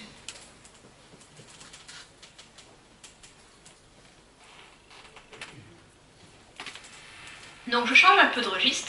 Comme vous avez vu, moi je m'intéresse beaucoup à l'abeille toute seule. Pourquoi? Parce que justement, quand on parle des abeilles, ben, on parle des abeilles, de la ruche, de le super-organisme, l'intelligence sociale, etc. Ce qui est très très bien, et ce qui est très intéressant, l'organisation sociale de la ruche. Mais je trouve ça intéressant de vous montrer aussi que même l'abeille toute seule, elle est intelligente aussi. Donc c'est pas juste l'accumulation des petits cerveaux qui fait une intelligence, c'est vraiment chaque abeille elle-même, elle est capable de réfléchir et donc de savoir compter, etc. Mais quand même, je ne peux pas vous parler de l'abeille sans vous parler un petit peu de social. Surtout que ça m'intéresse bien sûr, évidemment aussi parce qu'il y a beaucoup d'intelligence là-dedans. Donc tout d'abord, il est important de vous parler de la danse des abeilles, que probablement beaucoup d'entre vous ont au moins déjà entendu parler. Et donc, pour revenir à tout à l'heure, mon fameux Karl von Frisch que j'aime tant, c'est aussi lui qui l'a découverte. Je ne sais pas comment, c'est magique pour moi, parce que quand on voit la complexité de la chose, je ne sais pas comment il l'a découvert. Certainement en passant énormément de temps à regarder ces abeilles, mais c'est lui qui a découvert ça, et ça fait partie aussi de la raison du prix Nobel, bien entendu. Donc il s'agit réellement d'un langage. Donc pourquoi un langage? Tout simplement parce qu'il n'y a aucun lien physique entre la façon dont les abeilles communiquent et l'information qu'elles communiquent. Pourquoi? En gros, l'abeille, lorsqu'elle a trouvé une fleur, ou un arbre fruitier, ou une zone très riche en récompenses, elle va aller faire de la pub auprès de ses congénères, mais leur donner la localisation relativement précise pour que ses congénères trouvent l'endroit. Et pour ça, parce que quand elle rentre dans la ruche, le problème c'est qu'elle est dans le noir, et donc c'est très difficile, elle ne peut pas lui faire un dessin. Et donc ce qu'elles font, c'est que donc, dans la ruche, il y a donc les cellules, où elles vont mettre le miel ou la reine pond aussi. Et donc c'est vertical, en général, dans les ruches, ne soit les ruches naturelles, mais aussi les ruches donc, fabriquées par l'homme. Et là, elle se met à faire des 8, de façon vraiment répétitive, et en frétillant de l'abdomen. Donc à chaque fois qu'elle est au milieu, elle frétille, puis elle fait un 8, elle refrétille, elle refait un 8. Et on voit que toutes les abeilles autour commencent à s'agglutiner et à suivre ça et à la toucher. C'est toujours dans le noir, donc c'est vraiment au toucher. Et en fait, elle ne le fait pas complètement au hasard, son 8. Donc, il est plus ou moins tourné. Donc la barre du milieu, elle a un angle particulier par rapport à la verticale. Ici, par exemple, donc c'est orienté à 30 degrés vers la gauche. Et cet angle-là, ça correspond à ce que doivent faire les abeilles lorsqu'elles sortent. Elles voient le soleil et elles font donc 30 degrés vers la gauche. Donc cette fois-ci, on est dans le plan horizontal. Donc c'est pour ça que je vous dis qu'il n'y a pas de lien direct. Et en plus, on parle du soleil, on n'a plus du tout rien à voir avec la gravité ou quoi que ce soit. Et en plus, comme le soleil bouge, ce qui est embêtant cette histoire, et ben elle bouge sa danse au cours du temps grâce à son horloge interne pour s'adapter à la position du soleil. Mais ça ne marche pas en plein midi, en plein été. Et donc, dans ce cas-là, on voit d'ailleurs que les abeilles butinent beaucoup moins en plein été à midi. Parce que justement, ça ne marche plus pour se repérer, parce que le soleil est vraiment trop haut et donc il n'y a plus d'angle par rapport au soleil. Mais c'est pas tout, ça c'est juste l'angle, bon, c'est bien, ça lui fait aller dans une direction, mais bon, il faut aussi donner une distance. Et donc c'est là où l'histoire du frétillement rentre en queue, c'est-à-dire qu'elle va frétiller plus ou moins vite pour donner la distance. Et la distance, bien sûr, elles n'ont pas un GPS, donc c'est une distance qui est calibrée en flux optique. C'est-à-dire que lorsqu'on se déplace, plus on va vite, plus les objets vont, typiquement dans une forêt, c'est le plus simple, plus on va vite, plus les arbres se succèdent rapidement, donc on a un flux optique. Et donc ça dépend de l'environnement. Dans le désert, il est extrêmement faible, et dans la forêt, il est très rapide. Et donc du coup, c'est-à-dire que si l'abeille va en direction d'une forêt, elle ne va pas admettre la même distance pour 10 mètres que si elle est dans le désert. Mais c'est en fonction du flux optique. Mais comme l'abeille qui vole et qui va la suivre a le même environnement, ça ne pose pas de problème. Mais par contre, autant l'angle, ça a l'air très inné et stéréotypé chez les abeilles, on se rend compte que cette histoire de distance, il y a des vrais dialectes. Et donc des chercheurs se sont amusés notamment à prendre des abeilles d'une ruche européenne dans le sud de l'Europe, des abeilles d'une autre ruche très loin géographiquement, mais de la même espèce et de la même sous-espèce, hein, c'est très important, et de les mettre ensemble. Et en fait, le dialecte est complètement différent, c'est-à-dire que pour certains, voilà, un frétillement de 20 mouvements par seconde, ça voulait dire 100 mètres, alors que pour l'autre, ça voulait dire 1,50 m. Donc, bien entendu, c'était le bordel, mais ce qui est le plus amusant et le plus étonnant, c'est qu'en quelques jours, il y a eu convergence. Et donc maintenant, le langage commun était un intermédiaire entre les deux langages. Ce qui veut donc dire que les abeilles qui dansent se rendent compte que les copines se sont perdues et que donc il faudrait peut-être que je change un peu mon langage et que je sois un peu plus précise, mais que celles aussi qui suivent se disent « Ah ben je suis allée trop loin, donc il faut que je m'adapte ». Et donc elles ont une très grande, ce qu'on appelle une plasticité, c'est-à-dire une très grande capacité d'apprentissage et d'adaptation, ce qui est vraiment étonnant vu les délais de cela et qu'a priori, c'est pas nécessaire parce que normalement, voilà, au sein d'une ruche, le dialecte est le même partout. Autre chose qui n'a pas été vraiment montrée chez l'abeille, mais que je suis convaincue qu'il existe, c'est l'apprentissage par observation. C'est regarder ce que fait les congénères pour tirer des informations. Donc ça, c'est quelque chose que j'ai étudié chez le bourdon. Pourquoi? Tout simplement d'un point de vue pratique. Parce que les abeilles sont extrêmement nombreuses dans une ruche. Et donc c'est très compliqué pour moi de savoir quelle a été l'expérience de chaque abeille avec ses congénères, etc. Alors que les bourdons, qui sont une espèce proche, ne font des colonies que d'une centaine d'individus. Et donc ça tient dans une boîte à chaussures. Donc on peut emmener ça dans le laboratoire et faire une petite zone de fourragement qui fait peut-être 2 mètres par 2 mètres et elles vont butiner là-dedans, leur mettre des fleurs artificielles et ces bourdons là ils sont très contents comme ça, là où des abeilles seraient bien sûr un peu à l'étroit. Et donc l'avantage c'est que du coup mon bourdon dès qu'il naît, il n'y en a que 5, tous les jours il y en a 2-3 qui naissent, donc c'est très facile pour moi de les suivre, de leur mettre un petit numéro sur le dos, parce qu'ils sont plus gros en plus, donc on peut mettre un petit numéro sur le dos, et du coup de vérifier quelle est sa vie, avec qui il a parlé, avec quel copain, et pendant combien de temps, et qu'est-ce qu'il a fait. Et donc d'essayer de comprendre comment ça peut se mettre en place. Et déjà la première chose c'est de voir est-ce qu'il fait attention à ce que fait ses congénères. Et donc pour faire ça, on propose à des bourdons d'être enfermés dans cette petite boîte, ce qu'on appelle une chambre d'observation, tout simplement parce qu'il y a une vitre qui permet de voir ce qui se passe là-dedans, mais il ne peut pas y aller et il ne peut pas sentir, il n'y a pas d'odeur, etc. Et là en fait, on a 2 couleurs, donc du bleu et du jaune, et on entraîne les copains à aller tous sur le jaune. Et pour comprendre ça, ce qu'il faut savoir, c'est que de façon innée, naïve, ce que vous voulez, les abeilles et les bourdons ont une préférence pour le bleu. Parce que la plupart des fleurs qui sont intéressantes ont une nuance de bleu. C'est comme ça. Et donc là, c'est ce qu'on voit. Quelles sont les préférences des bourdons quand ils n'ont pas d'apprentissage, quand ils n'ont pas d'expérience préalable avec le bleu et le jaune. Parce que comme je les élève en laboratoire, je peux très bien faire qu'ils n'ont jamais vu de bleu et qu'ils n'ont jamais vu de jaune de leur vie. Et un jour, je leur mets du bleu et du jaune et je dis, tiens, qu'est-ce que tu fais? Et donc, la plupart, voilà, 70% des bourdons choisirent le jaune et il y en a quand même 30% le bleu, pardon, et il y en a 30% qui choisissent le jaune. Et maintenant, ces bourdons, je les enferme donc là, ils voient tous leurs copains envers le jaune. Bon, très bien. Et là, eh ben, il y en a maintenant 60% qui préfèrent le jaune, et donc beaucoup moins. Donc ils ont adapté leur stratégie en fonction de ce que les copains ont fait. Et donc ça, on l'a fait dans tous les sens, de plein de façons, et avec l'idée d'essayer de comprendre qu'est-ce qui se passe. Et donc voilà, on a pu montrer qu'il y avait une vraie phase d'apprentissage, c'est-à-dire que c'est pas inné, quand ils sortent de leur nid, ils sont pas attirés par les congénères comme ça, c'est vraiment parce que dans leur expérience, le fait de butiner sur des fleurs où il y a d'autres bourdons, fait que du coup ils comprennent que les bourdons sont intéressants comme indice de fleurs avec du nectar. Et donc ils s'intéressent aux bourdons et ils vont les suivre. Mais en même temps, ils se rendent bien compte que c'est des bourdons et pas n'importe quel autre indice comme la cloche du chien, puisque du coup, ils ne vont le faire que s'ils n'ont pas une trop forte compétition. S'il y a trop de bourdons, ils ne le font pas. Ils vont le faire que s'ils ne savent pas déjà quoi faire. Et il y a plein de et si, et si, et si. Et ce qui nous fait penser que vraiment, ils comprennent en tout cas que c'est quelque chose de vivant, un congénère, et pas juste voilà, une association entre une récompense et un objet quelconque. Et donc certainement que les abeilles font la même chose parce qu'on a des multiples histoires d'apiculteurs, on a plein d'observations. Moi, lorsque je fais mes expériences, les abeilles qui suivent, donc qui ont été recrutées par mon abeille, elles arrivent tout de suite à trouver la chose. Donc il y a une communication. Seulement pour l'instant, pour des raisons de complexité, comme on veut bien contrôler les choses, on n'a pas encore pu mettre en évidence de façon certaine, mais ça va pas tarder. Alors, autre chose, c'est les essaims. J'aime bien cette expérience, donc je vous la raconte. En plus, là aussi, l'histoire du chercheur derrière est assez intéressante.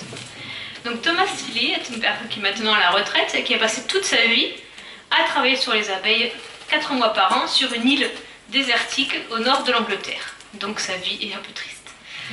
Parce que voilà, pendant tous ces étés, il passait sur une île où il n'y avait rien, une île battue par les vents, à 30 km des côtes anglaises. Et pourquoi il fait ça? Parce que du coup il a emmené ses ruches et il était sûr que ces abeilles-là ne pouvaient plus retourner sur le continent, c'était trop loin, et ne pouvaient donc, il n'y a rien sur cette île que de l'herbe battue par les vents, et donc il pouvait créer des nids artificiels et voir ce que les abeilles allaient choisir comme ruches. Qu'est-ce qu'elles préféraient? Donc du coup ils avaient des grosses ruches, des petites ruches, des ruches colorées, etc. Et donc il laisse les abeilles choisir qu'est-ce qu'elles préfèrent. Et c'était surtout ça qui l'intéressait, donc c'est de comprendre comment les abeilles choisissent leur lieu de résidence. Et donc les abeilles, au printemps, en général en ce moment, vous avez peut-être déjà vu, elles font des essaims, c'est-à-dire qu'elles commencent à être trop nombreuses dans la ruche, et donc une nouvelle reine est élevée, et elle part avec une partie de la ruche, donc ça peut donner quelque chose comme ça, et donc ils s'envolent en essaim, donc ils sont pas dangereux là, parce qu'elles cherchent juste un endroit pour s'abriter, et donc elle se pose quelque part, sur une branche, sur une fenêtre, voilà, et elle essaie de trouver un endroit. Et donc pendant ce temps-là, il y a plein de petites butineuses qui vont aller chercher aux alentours ce qu'elles peuvent trouver. Et donc, elles vont explorer toutes les cavités du coin. Et si elles trouvent que c'est pas mal, elles reviennent, et qu'est-ce qu'elles font? Comme tout à l'heure, elles dansent. Cette fois-ci pas sur un cadre, mais sur leur copine. La grappe de copine, là. Et donc elles dansent et elles disent, voilà, à tel degré par rapport au soleil, à telle distance, je vous conseille d'aller voir, parce que moi je trouve qu'on serait pas mal là-bas. Mais seulement, ce qui se passe, et donc elle a découvert ce chercheur, donc ici, si vous voulez, ces flèches représentent la direction, donc ça c'est l'angle, c'est la direction vers laquelle elle danse, et la longueur de la flèche représente la distance. Donc si vous voulez, ici, on a des abeilles qui dansent pour cette position-là, des abeilles pour celle-là, des abeilles pour celle-là, donc en gros on a 6 positions au départ. Parce que bien sûr les abeilles vont à différents endroits, et donc il y a 6 positions. Et la taille de la flèche correspond au nombre d'abeilles qui dansent pour cette position. Donc là par hasard, voilà, il y en avait donc une, et puis là 2, et là 3 ou 4. Et bien sûr ça va dans tous les sens. Parce qu'il y a plusieurs choix, parce que bien sûr le chercheur n'était pas, et il mettait plein de choix possibles, il n'allait pas juste mettre un seul choix sur cette île. Et donc le temps passe, et on voit que ça varie. Voilà, il est maintenant, bon, ça commence à diminuer, celle-ci elle a l'air d'avoir recruté des copines. Voilà, là maintenant, bah tiens c'est bizarre, maintenant ça n'a plus l'air de tout intéressant, maintenant c'est plutôt ça, et etc. Et puis là il commence à avoir un consensus, et puis ça y est, d'un coup, bam. Et bien sûr quand il se passe ça, elles partent instantanément, tout en même temps. Et donc il a montré déjà une chose, c'est qu'il y a ce qu'il appelle un quorum, c'est-à-dire un stade, par exemple, c'est le moment où il y a 70% des danseuses qui dansent dans une direction, et bien tout le monde y va. On n'attend pas d'avoir 100%, parce que sinon ça peut durer longtemps. Surtout s'il y a 2 endroits qui sont bien.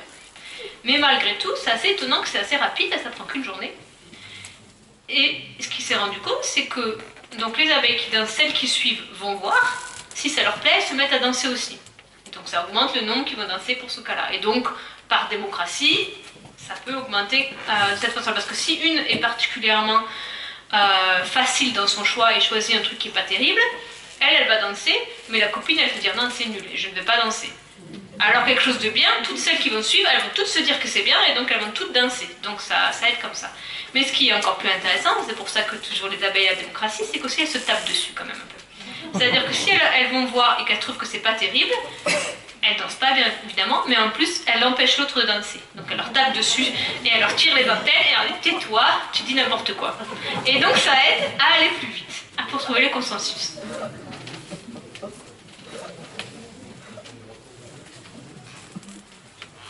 Après, l'histoire du frelon, il faut quand même en parler. Parce que moi, le frelon, bon, c'est mon meilleur copain, comme vous imaginez.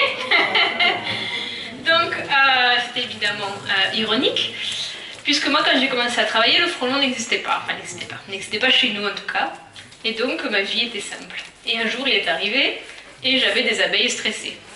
Et c'est-à-dire des abeilles, ben, comme pour ceux qui connaissent un peu l'histoire, des abeilles qui sortent plus de la ruche, ou quand elles sortent, on les voit presque trembler, et donc bien sûr, on va les faire compter avec ça.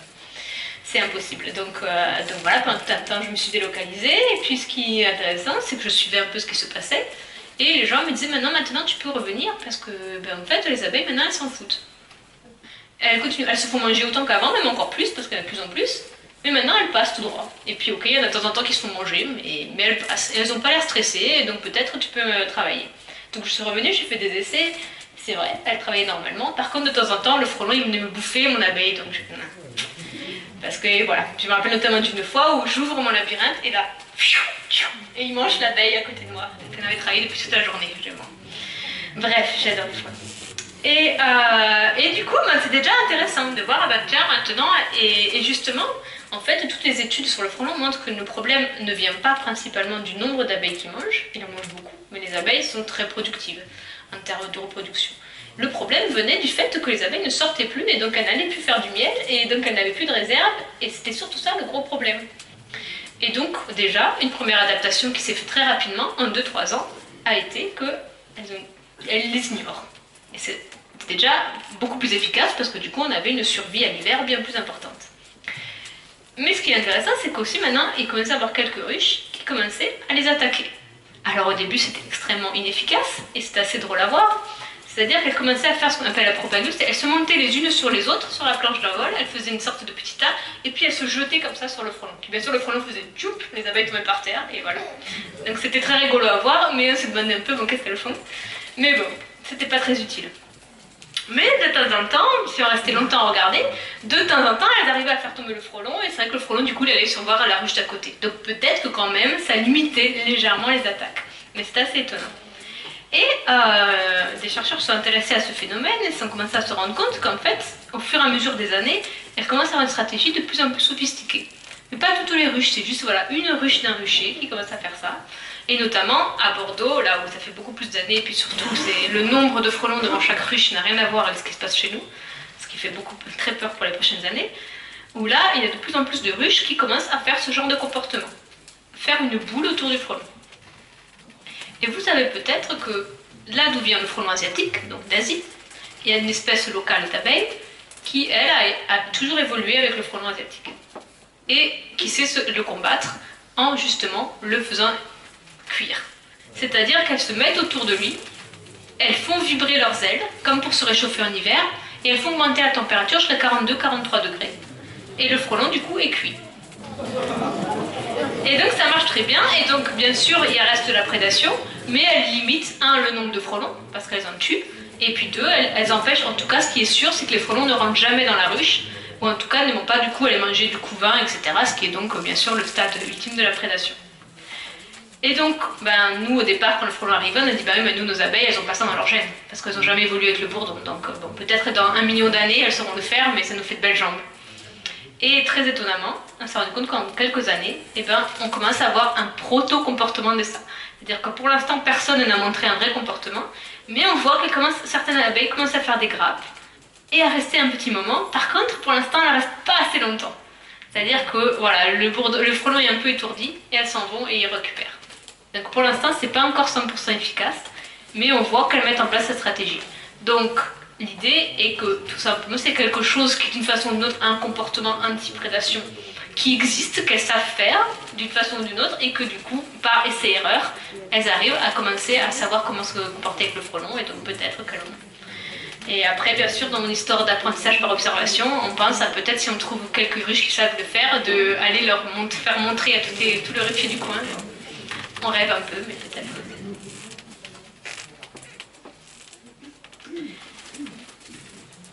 Alors, je voulais un peu vous montrer du coup qu'est-ce qu'on en fait un peu de tout ça et qu'est-ce que ça nous amène comme réflexion.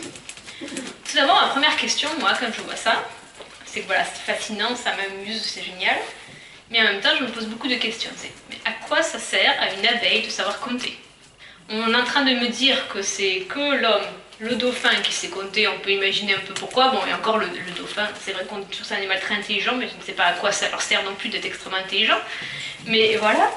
Mais alors pour une abeille, c'est encore plus étonnant parce que l'abeille, elle vit très peu de temps. Elle vit en tout à peu près un mois en moyenne, mais surtout la partie où elle est censée avoir besoin d'utiliser son cerveau, c'est-à-dire la partie où elle est dehors, c'est qu'une semaine parce qu'elle s'épuise très vite. Donc le temps qu'elle apprenne tout ça, elle est déjà morte. Et puis elle ne peut pas vraiment transmettre à la génération suivante. Donc voilà, j'ai vraiment un questionnement sur... J'imagine que ça doit utiliser beaucoup d'énergie, une grosse part de leur cerveau, et donc ça doit être certainement extrêmement utile. Alors soit c'est indispensable pour savoir butiner, etc., mais dans ce cas, tous les animaux qui doivent faire quelque chose de similaire devraient savoir le faire. Soit il y a quelque chose qui nous échappe, mais c'est encore une question ouverte. Donc c'est pour ça que je pensais à l'histoire de la carte mentale, parce que les abeilles, de par le nombre d'individus qui sont par colonie, font partie des insectes qui s'éloignent le plus loin de leur nid pour trouver de la nourriture. Et donc peut-être que cette histoire de devoir faire une carte mentale de l'environnement, c'est sûr que pour dessiner une carte, si on peut avoir les notions de au-dessus, de à droite, de trois objets, ou j'ai un plus grand arbre qu'un plus petit, ça peut aider. Donc c'est peut-être ça. Mais quand même, du coup, une façon aussi de répondre un peu à la question, c'est d'aller voir ce qui se passe chez les guêpes, par exemple, ce qui se passe chez les fourmis, etc. Donc pour l'instant, pour commencer à répondre, on n'a rien trouvé, ou quand on a trouvé des choses qui sont mieux que la mouche, ok, mais qui ne sont pas encore au point de l'abeille, mais c'est peut-être dû au fait qu'on a moins l'habitude de travailler avec ces animaux et qu'il faut trouver la bonne façon de leur poser la question. Donc ça reste encore une question ouverte, mais en tout cas ça n'a pas l'air aussi facile pour d'autres animaux. Et l'autre question, c'est l'histoire de la taille du cerveau et du nombre de neurones. Parce que donc l'abeille a un cerveau qui tient dans une tête d'épingle, on a coutume de dire, c'est-à-dire que c'est 1 mm par 1 mm. Donc on le voit à l'œil nu, mais c'est un petit point. Et après, en termes de neurones, pour ceux qui aiment les chiffres, c'est 1 million de neurones. Ça fait beaucoup comme ça, mais nous c'est 100 milliards. Donc 100 000 fois plus. Donc, voilà. Ça pose vraiment la question de comment elle arrive à faire des choses comme ça avec un cerveau avec si peu de neurones. Et pour l'instant, on n'en sait pas, mais on cherche. Et vient la question de ces histoires que je vous ai présentées un peu tout à l'heure. Je vais passer un peu de temps à vous les présenter parce que c'est vraiment des structures intéressantes. Ces corps pédonculés, parce que comme je vous disais, si on compare à d'autres insectes, et notamment du coup aux mouches, ils sont particulièrement développés. Et en fait, on se rend compte qu'ils sont particulièrement développés chez les espèces sociales, donc les fourmis, les guêpes, etc., qui vivent en groupe. Et peut-être avez-vous déjà entendu parler de la théorie de l'intelligence sociale, qui serait que du coup, justement, dans le règne des primates, dans le groupe des primates, l'intelligence aurait émergé par le fait de la vie en groupe. C'est-à-dire que les premiers primates, le fait de vivre en société, de devoir se rappeler, voilà, déjà, qui sont ses frères, ses sœurs, ses cousins, etc. Mais du coup, qui m'a été sympa, m'a donné une banane hier et donc il faut que je lui récompense, ou qui, à l'inverse, a profité de mon absence pour aller me choper quelque chose, pour avoir toutes ces relations-là, demande une grande complexité de mémoire et de compréhension, et que ceci a fait développer le cerveau, et qu'une fois que le cerveau était développé, et ben du coup, on avait la capacité de comprendre les outils et de faire tout le reste qu'on peut faire avec un gros cerveau. Donc ça, c'est... Voilà, une théorie qui est encore complètement à jour et qui du coup est un peu différente de la théorie de juste le fait de se lever fait qu'on peut utiliser les mains. Donc c'est une théorie qui viendrait de la socialité. Et donc du coup, c'est marrant, c'est que pour l'instant les données qu'on a ont l'air d'aller dans le même sens chez les insectes, c'est-à-dire que c'est les insectes sociaux qui ont le plus gros cerveau. Et il semblerait que ce soit aussi les plus intelligents. Donc c'est intéressant de voir ça, mais maintenant il est important de noter qu'on ne sait pas quel est l'œuf et la poule dans cette histoire. Parce que peut-être que d'avoir un gros cerveau leur permet de vivre en société. On n'a pas une résolution suffisante pour permettre de le résoudre. Et donc oui, je vous disais comment ils font avec si peu de neurones. Donc une des idées serait que c'est tellement important pour eux qu'ils utilisent tout leur cerveau pour faire ça. Ou une autre idée que peut-être, soit c'est pas compliqué du tout, parce que ce qui est important de noter, c'est que chez nous, on ne sait pas comment ça marche pour compter. On ne sait pas comment notre cerveau fait pour compter. On n'a toujours pas, parce que c'est trop compliqué le cerveau humain. Et malgré tout l'argent, le nombre de personnes qui travaillent dessus, etc., on ne sait pas. Donc si ça se trouve, c'est facile. Peut-être que nous aussi, on utilise 3 neurones pour compter. On n'en sait rien. Donc peut-être c'est pas si compliqué et que sur l'abeille, avec très peu de neurones à regarder, on va trouver la réponse et qu'on va chercher ça chez l'homme et qu'on va le trouver. Ou alors, l'abeille, comme elle a une contrainte sur la taille du cerveau, a trouvé une méthode bien plus efficace que nous. Et ça serait pas voilà, la dernière fois qu'un animal a des façons plus efficaces que nous de résoudre un problème parce qu'il a des contraintes différentes. Une autre chose, un type d'application, je parlais tout à l'heure un peu d'histoire de la NASA pour les logiciels, mais je vous parle de ça parce qu'on est très souvent sollicité pour ce genre de choses. Donc déjà, moi ce qui m'intéresse c'est l'abeille, voilà, pour tout son écologie, etc. Mais aussi justement pour un peu avoir des idées de comment ça peut se passer chez l'homme.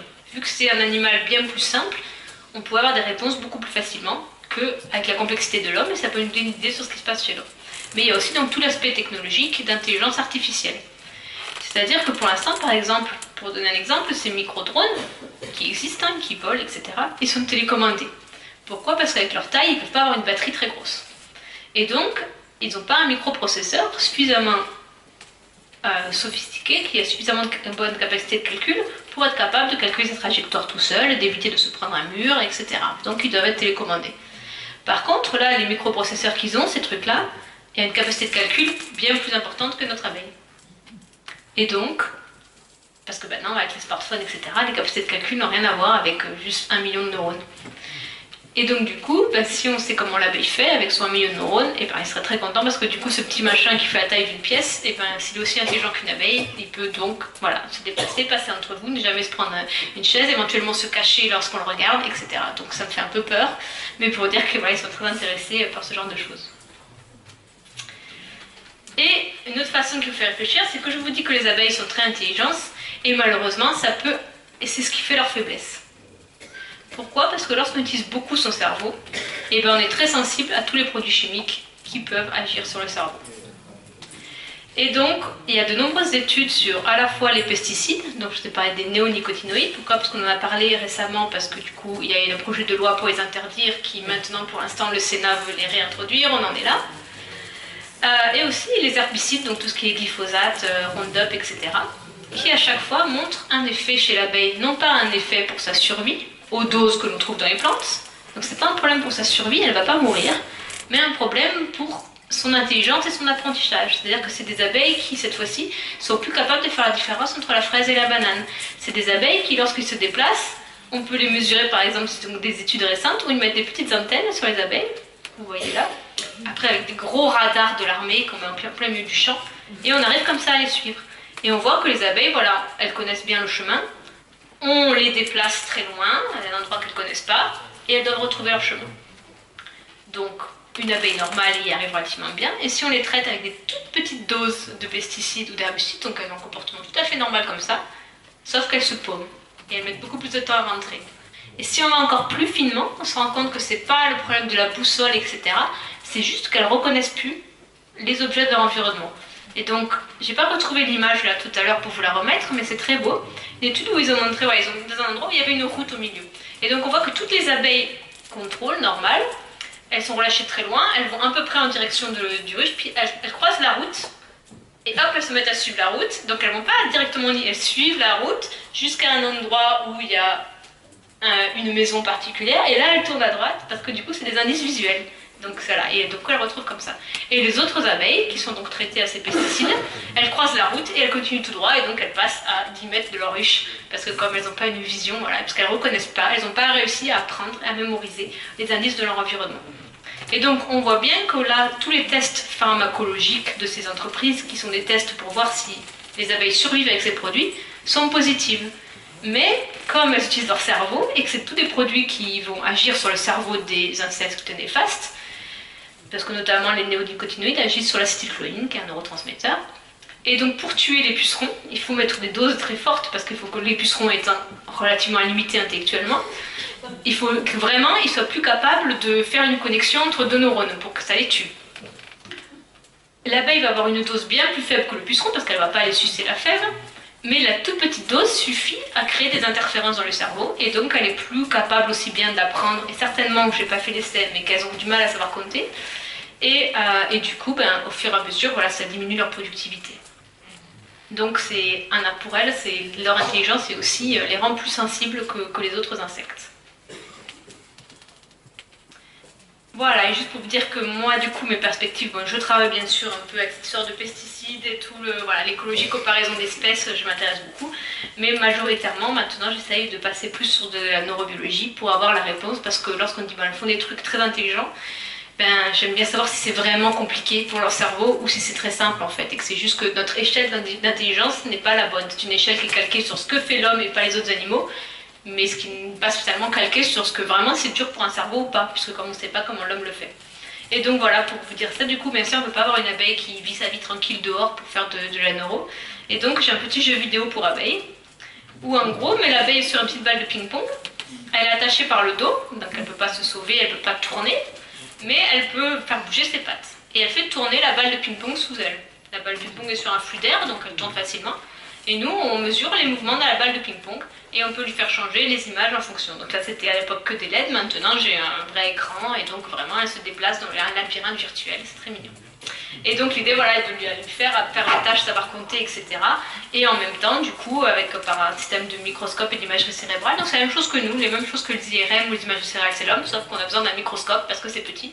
Et on peut mesurer l'activité de telle ou telle zone du cerveau pendant qu'elle est en train de faire ça. Et même après, voilà, aller voir quels neurones sont activés, etc. etc. Donc voilà, dans 10 ans, j'espère pouvoir vous donner des réponses. Voilà, je vous remercie et je vous...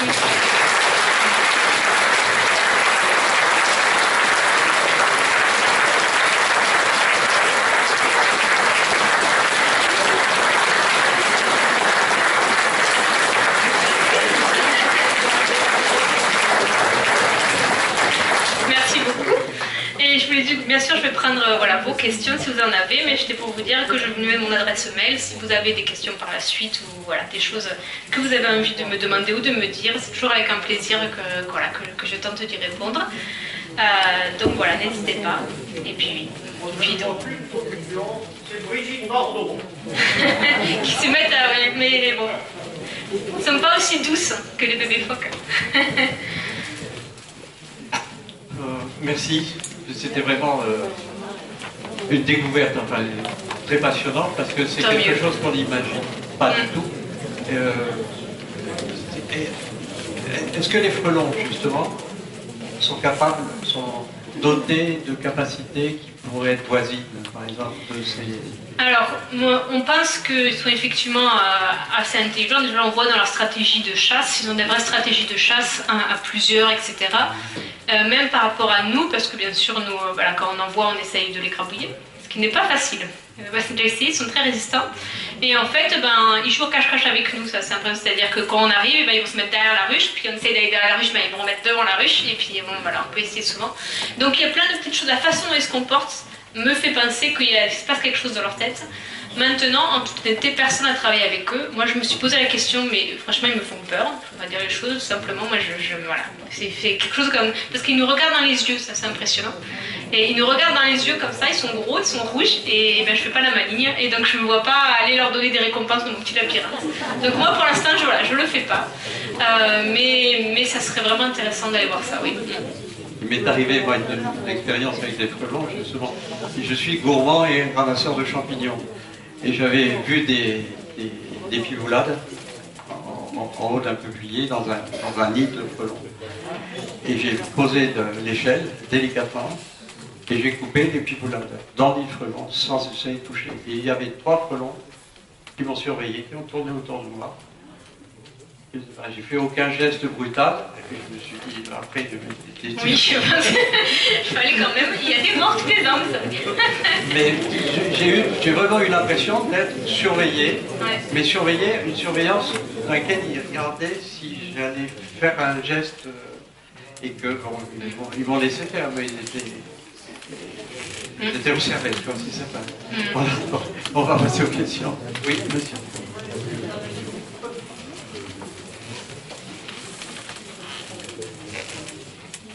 Certaines des expériences que vous avez montrées laisseraient envisager éventuellement qu'il pourrait y avoir donc, chez les abeilles l'existence de ce qu'on est en train d'observer actuellement chez les humains depuis une dizaine d'années, c'est-à-dire des neurones miroirs. Est-ce que vous avez l'impression qu'on peut aller dans cette direction ou est-ce que c'est fantaisiste? Alors pour l'instant, on n'a pas été jusqu'à de l'imitation.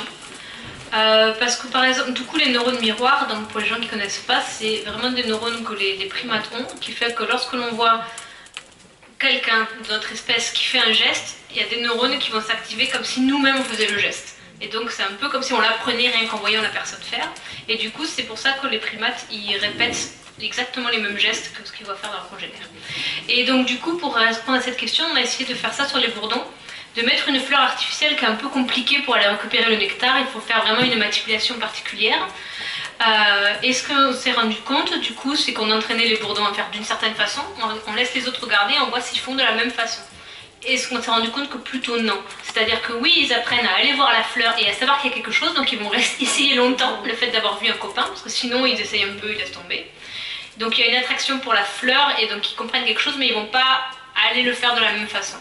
Et pareil, ils se sont amusés à faire du tirage de cordes, c'est-à-dire que bon, pour trouver de la nourriture, il fallait qu'ils tirent la corde, les bourdons, donc ils entraînent les bourdons comme ça. Et après, du coup, les autres voient ça et se mettent à tirer la corde. Donc, ah super, ça va faire un nature, c'est magnifique. Mais après, quand ils creusent, ils se rendent compte que le bourdon, par lui, il sait qu'il y a un truc à faire avec la corde et il essaye de faire les choses avec la corde et naturellement, il va marcher dessus et ça l'attire en fait. Mais du coup, pour l'instant, on n'a pas d'évidence qu'ils vont imiter le geste, mais plutôt qu'ils vont interagir avec l'objet. Donc, c'est pour ça qu'on ne pense pas qu'il y ait des neurones miroirs de la même façon. Oui, les abeilles vivent très peu de temps, donc on peut se dire qu'elles n'ont pas le temps d'apprendre. Donc toute leur intelligence est innée. Alors elles apprennent parce que ben, toutes ces choses, par exemple, voilà, les fleurs, etc., quand elles sortent, elles ne connaissent pas les fleurs. Donc elles ont une attractivité un peu innée pour ce qui est avec une forme de telle façon, etc., mais c'est très vague. Et donc elles apprennent assez rapidement. Mais effectivement, c'est une vraie question parce qu'elles vont, voilà, dehors, elles vont qu'une semaine ou 2 semaines, c'est un peu du mal à se demander à quoi ça sert. Et donc, de plus en plus, instinctivement, on se dit il doit y avoir un transfert de connaissances d'une génération à l'abeille à l'autre. Mais on n'a absolument aucune idée de comment ça peut se passer. Donc pour l'instant, c'est un peu loufoque de vous dire ça. Mais vraiment, puis le nombre d'anecdotes de gens qui me racontent à maman, les abeilles, une année, elles ont trouvé telle fleur ou tel comportement, par exemple. Au Brésil, notamment je suis allée faire une conférence au Brésil, et là-bas les abeilles boivent le café dans la fac où ils étaient, ils buvaient le café. Je dis mais c'est quoi ces abeilles qui boivent le café? Je sais pas, il y a du sucre dans le café. Et c'est devenu une mode, et donc même après l'hiver, les abeilles ne butinent plus, elles meurent, etc. Au printemps suivant, elles vont aller boire le café. Et donc il y a comme ça une sorte de culture qui s'est transmise. Et de la même façon, les apiculteurs me racontent, voilà, une année, elles prennent tel couloir aérien, elles passent toujours à gauche du peuplier, et d'une année sur l'autre, elles vont tout le temps passer à gauche du peuplier, alors qu'à droite, c'est exactement pareil, ou tout ça. Mais pour l'instant, c'est des observations, c'est des choses comme ça, parce que le problème, c'est qu'il nous faut un support, c'est comment elles vont garder l'information d'une année sur l'autre, parce que la danse, voilà, c'est très clair. Mais sinon, une information sur la couleur, j'ai aucune idée de comment elles peuvent se transmettre une information sur la couleur dans le noir de la ruche, donc il y a peut-être quelque chose qu'on ne connaît pas. Mais on ne sait pas quoi chercher, alors voilà, on est un peu... mais ouais, quand on commence à chercher vers tel niveau d'intelligence et d'apprentissage, c'est bête que ça parte avec elle, mais ouais, je sais pas comment elle pourrait te le transmettre.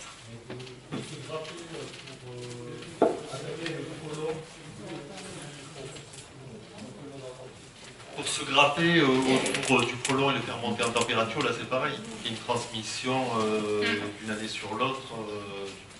D'une certaine manière. Voilà, exactement. Et ouais, on ne sait pas comment.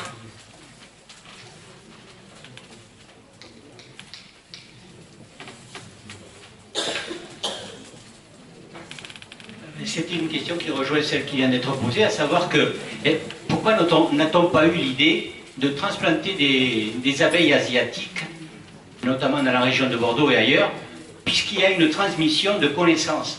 Alors, il y a peut-être une question, ce que vous disiez tout à l'heure, de dialogue, de dialecte, pardon.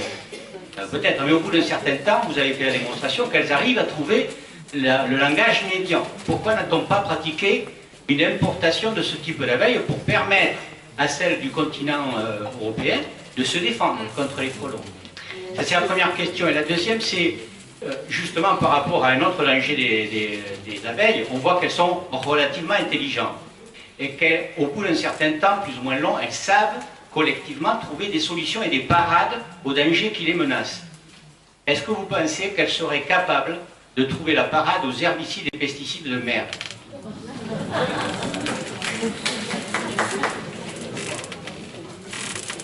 Alors, question 1. Donc, question 1 sur pourquoi on n'importe pas des abeilles asiatiques pour qu'elles montrent à leurs copines. Premièrement, parce que je pense que le nombre d'individus sur la planète qui pensent qu'elles peuvent se passer l'information doit être à peu près de 3 ou 4, dont moi.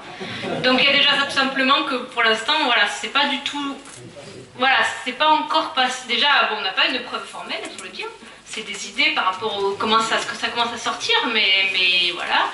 Et aussi parce que pour l'instant l'idée est que tout ça est inné et réflexe, et que les abeilles asiatiques ont acquis ça au cours de l'évolution, et que l'abeille européenne ne va pas juste en regardant se mettre d'un coup à savoir le faire. Donc tout simplement, voilà, les pouvoirs publics, voilà, les gens n'ont absolument pas cette idée en tête. Après, c'est quelque chose que justement, voilà, on a travaillé pour mettre en évidence une transmission. Déjà, celles qui commencent à avoir un peu ce comportement, voir si leurs copines à côté vont commencer à l'avoir ou pas. Et du coup, après, on peut transmettre ces informations et commencer à réfléchir à la question, sachant qu'il faut faire toujours attention en important des espèces, de ne pas apporter des parasites, etc. Donc, il faut faire toujours très attention lorsqu'on importe d'autres espèces. Mais bon, on peut imaginer, montrer une vidéo, je sais pas, on peut tout imaginer, mais voilà. Et pour la deuxième question, donc pour les pesticides et les herbicides, bon, c'est... Oui et non. Alors, il y a plusieurs points. Déjà, une chose, il y a un autre problème des abeilles, c'est les antennes relais, qui sont un problème aussi parce que ça perturbe leur système électromagnétique. Et là, déjà, on s'est rendu compte que finalement, ce n'était pas un grave problème, parce qu'elles s'adaptent. C'est-à-dire que la première année qu'on la met, elles sont perturbées. Ça fait imaginer que ça fait juste un énorme bruit pour leur sens électromagnétique. Mais en fait, très vite, elles se disent, bon, ce truc est constant, donc je l'ignore et je fais gaffe que à ce qui varie. Et donc elles arrivent à l'ignorer et à s'adapter, et finalement les antennes relais maintenant on dit c'est pas très grave. Enfin, moins grave, voilà. Une fois qu'elle a planté, après c'est plus un problème les années suivantes. Pour les pesticides, elles s'adaptent en choisissant les plantes qu'elles vont aller butiner. Donc ça, on commence à se rendre compte que si on leur donne des choix, etc., assez rapidement, elles sont capables de choisir. Le problème qu'on a, qui est un peu lié aux pesticides, mais qui est le problème de la monoculture, entre guillemets. C'est-à-dire que dans plein d'endroits, on a énormément de champs qui font tous la même chose, et les abeilles, en fait, vivent sur le maïs ou vivent sur le colza. Elles font une récolte par an énorme, et après, il n'y a plus rien. De toute façon, les terres sont en friche, et donc il y a quelques petites fleurs par-ci par-là, mais c'est pas ça qui va nourrir toutes les abeilles, et il n'y a plus toutes les haies, les jachères, etc. Bon, ça commence maintenant à revenir, mais il y a des parties entières de la France où ça n'existe plus, ou quasiment plus. Et donc elles n'ont pas le choix. Et donc là, bien sûr, ça pose un problème très grave. Les endroits où il y a une grande diversité de fleurs, l'effet des pesticides est peu grave, parce que soit elles l'ont très peu dans l'année, au moment où il y a la floraison de colza, c'est trop intéressant, elles vont quand même y aller, mais après tout le reste du temps, elles vont aller manger voilà, de l'acacia ou de tout un tas de choses, et donc ça ne pose pas un gros problème. Voilà. Donc oui, elles peuvent s'adapter, mais si elles ont le choix. Je n'ai pas de questions, mais j'aimerais vous dire que vous faites vraiment un métier passionnant. Je vous envie. Oui, je pense que vous pouvez avoir des futurs stagiaires ou des doctorants dans cette salle. Donc le jeune homme.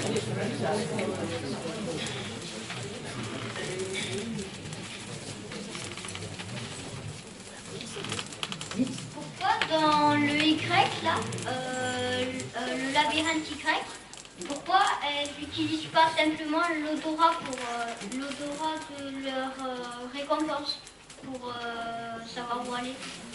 Très bonne question.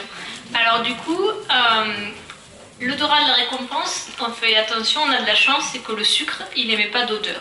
Parce que pour avoir une odeur, il faut qu'il y ait des molécules chimiques qui aillent dans l'air. Et le sucre est inerte, et en fait, c'est trop lourd. Le glucose, la molécule de glucose est trop lourde, et donc elle ne s'évapore pas. Et donc, d'ailleurs, c'est pour ça que si on fait chauffer l'eau, le sucre il reste tout en bas, ça ne s'évapore pas, il n'y a pas d'odeur de sucre. Donc elle ne peut pas sentir le sucre. Par contre, elle pourrait détecter la vapeur d'eau. De ma petite bonnelle, je fais une petite goutte, mais elle pourrait détecter la vapeur d'eau. C'est pour ça que je mets toujours quelque chose en face avec de l'eau. Soit de l'eau toute seule, soit de l'eau avec aussi quelque chose qui ne s'évapore pas, qui est la quinine. Donc elle a de l'eau des deux côtés, elle ne peut pas savoir comme ça.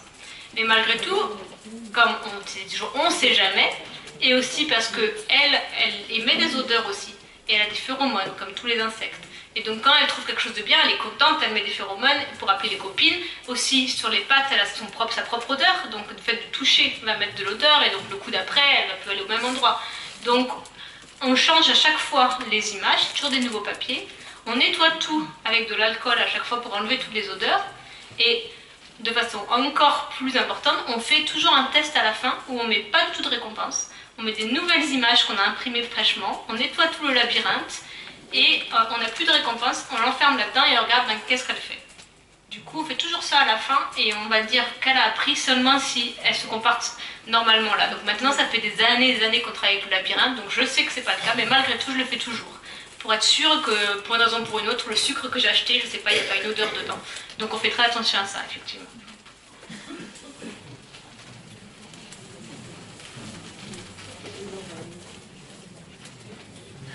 Oui.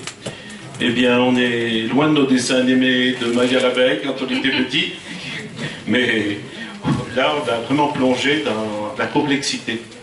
Et une réponse qui vient de tomber sur les téléscripteurs scientifiques, c'est la sensibilité des abeilles, de leur poil, à ce qui n'est pas visible, c'est-à-dire le champ électromagnétique. On était tous en 4e, 5e, on approchait une réglette chargée et nos poils se hérissent. J'imagine que l'abeille est couverte de poils. Donc vos collègues qui travaillent sur les champs électromagnétiques ont vu que quand l'abeille s'approche de différentes fleurs, il y a une baisse du champ électromagnétique de la fleur et une augmentation, et ces petits poils vibrent. Donc c'est un outil de plus par rapport à tous ceux que vous avez évoqués, qui permet à la carte mémoire de l'abeille, en fonction de la vibration des poils et de ce qu'on ne voit pas, donc des champs électromagnétiques, de pouvoir faire des apprentissages avant que l'homme existe et avant que les champs électromagnétiques artificiels existent. Donc on le découvre, mais eux savent le faire depuis bien avant nous.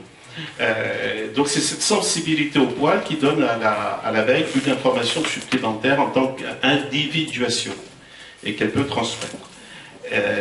Maintenant, il y a une question. Vous avez certainement des abeilles qui hibernent. Parce que vous venez de nous dire que les abeilles entouraient le frelon. Et donc, quand elles hibernent, elles font une danse dans la ruche quand il fait froid. Elles ne sortent pas. Et elles vont donc rester tout le temps froid. Leur hémolymphe, en fait, leur sang, a besoin de se réchauffer.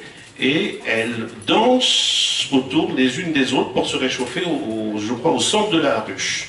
Et il y a un mouvement du centre vers la périphérie pour que toutes les abeilles soient réchauffées. Oui, comme les pingouins. Ouais. Et oui, c'est passionnant. Du coup, comment se fait-il, puisqu'elles vivent qu'un mois? Donc il y a bien une transmission quelque part, puisqu'elles vont avoir le temps de l'hibernation pour pouvoir avoir des stratégies entre guillemets pédagogiques, de transmission du savoir. Donc ça c'est une question. Et deux, j'avais observé chez les papillons qui se nichaient dans les greniers que certains survivaient au froid, donc hibernent, grâce à une substance qu'ils émettent dans leur sang, dans leur hémolymphe plutôt. Et pareil au Mexique, quand il fait trop chaud, ils estivent. C'est-à-dire qu'il y a une substance aussi qui leur permet de résister au chaud. Donc il y a des stratégies très importantes qui permettent, par rapport à sa durée de vie, de pouvoir transmettre. Et quelle est à ce moment-là la durée de vie d'une abeille, puisque ce n'est pas d'un mois, puisqu'elles peuvent hiberner? Oui, alors, du coup, dans l'ordre. Donc, pour le champ électrique, effectivement, c'est des collègues anglais dans le laboratoire où j'étais, justement, donc je connais bien cette étude, qui ont tous travaillé sur le bourdon, parce que le bourdon, il est beaucoup plus poilu. Donc, après, du coup, on imagine que l'abeille fait pareil, mais ça a été vraiment fait sur le bourdon. Mais c'est des choses vraiment très courtes ils pensent que ça leur permet de voir si la fleur a déjà été visitée par un congénère. Parce qu'en gros, la fleur se charge positivement. Quand le congénère arrive, il prend les charges électriques, et donc ça diminue la charge électrique, et que le fait de s'approcher, il pourrait sentir sans même toucher la charge électrique et donc aller voir la fleur d'à côté. Mais c'est très intéressant parce que c'est tout nouveau, effectivement. Après, du coup, pour cette histoire d'hibernation, effectivement, j'ai été un peu rapide aussi pour simplifier l'histoire. Mais c'est vrai que les abeilles qui naissent à l'automne vont passer l'hiver en hibernant et au début du printemps vont être celles qui collectent. Elles meurent très rapidement, mais elles vivent quand même, du coup, 4-5 mois. Donc celles-là ne vivent pas qu'un mois. Donc effectivement, c'est une source potentielle de transmission, mais ça nécessite quand même qu'elles arrivent à échanger dans la ruche sur des informations concernant des informations de type couleur ou forme ou quoi que ce soit. Donc reste la question du langage, du support de cette transmission d'informations. Mais c'est vrai qu'on les a assez peu étudiées en proportion des abeilles d'été qui sont bien plus actives, parce que ces abeilles-là en fait butinent très peu. Mais peut-être qu'effectivement le fait d'avoir une ruche qui vit plusieurs années, et que même si on veut être à l'extrême, finalement il n'y a pas de nouvelles ruches, puisque les nouvelles ruches, elles émergent d'essaims, et donc d'abeilles qui vivaient avant. Donc on peut imaginer comme ça une transmission, mais voilà, par quel support? Ça reste vraiment cette question, comment elle pourrait se transmettre quoi que ce soit. Et donc pour l'instant, tant que j'ai pas d'idée, je sais pas quoi tester. Donc je me creuse la tête, mais voilà. Y a-t-il d'autres questions? Bon, je pense qu'on peut aller butiner quelques... Il y a une question au fond, je crois. J'aurais une question. Ah, pardon, excusez-moi. Bien sûr. Depuis le début, vous nous dites l'abeille, mais c'est l'abeille domestique, je suppose. Oui. Est-ce que les abeilles sauvages peuvent avoir des comportements aussi sophistiqués que ceux que vous nous avez expliqués? Alors en toute honnêteté, les abeilles sauvages sont beaucoup moins étudiées. Évidemment. Bon, mais il y a quand même des gens qui les étudient. Et les premières données que l'on a pour l'instant montrent qu'elles savent apprendre, elles savent très bien apprendre, mais elles ne sont pas aussi flexibles dans leur capacité d'abstraction. Notamment si je prends l'expérience où l'abeille devait choisir la même image que ce qu'il y avait à l'entrée. Si vous vous souvenez, donc si c'est jaune, je dois choisir jaune, si c'est bleu, je dois choisir bleu. Et donc, moi, mes abeilles domestiques, elles sont capables, après, quand je leur mets une odeur, de transférer la règle. De dire, je choisis la même odeur. Et ces abeilles sauvages qui ont été testées, elles étaient capables de faire la première phase. Si c'est bleu, je vais à bleu. Si c'est jaune, je vais à jaune.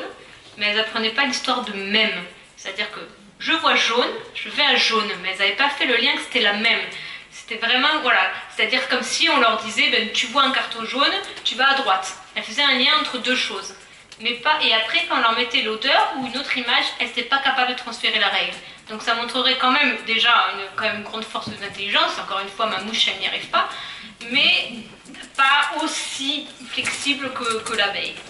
Voilà, mais c'est une étude qui en plus a été faite sur des abeilles sauvages du Brésil, même pas les nôtres, qui va dans ce sens-là. Et pour l'instant, c'est la même chose qu'on a chez la guêpe. C'est-à-dire on s'en rapproche, même le bourdon, on s'en rapproche, mais on n'est jamais au même niveau de facilité que l'abeille. Donc l'abeille, elle se balade un peu là-dedans. Mais c'est peut-être dû au fait que qu'on y a beaucoup plus de gens qui travaillent sur l'abeille, que moi je travaille déjà depuis longtemps que j'ai commencé tout ça, et j'avais une historique derrière moi de personnes qui petit à petit apprenaient à travailler avec les abeilles. Donc peut-être qu'il y a on sait mieux leur poser des questions. Je reste prudente. Mais pour l'instant, en tout cas, c'est ça. Ah. Finalement, j'ai une question. Avez-vous écrit un livre? Pas encore? Non, pas encore. J'espère que vous ferez. Des chapitres, mais pas de livre entier. Oui, mais bon, écrire un livre, c'est quand on arrête de chercher. Non, je sais, c'est une demande qu'on me demande souvent. Et parce que les gens aimeraient transmettre ça autour de soi, mais c'est vrai que ça demande bien sûr énormément de temps, et pendant ce temps-là, on ne cherche pas, mais bon, je le ferai probablement un jour.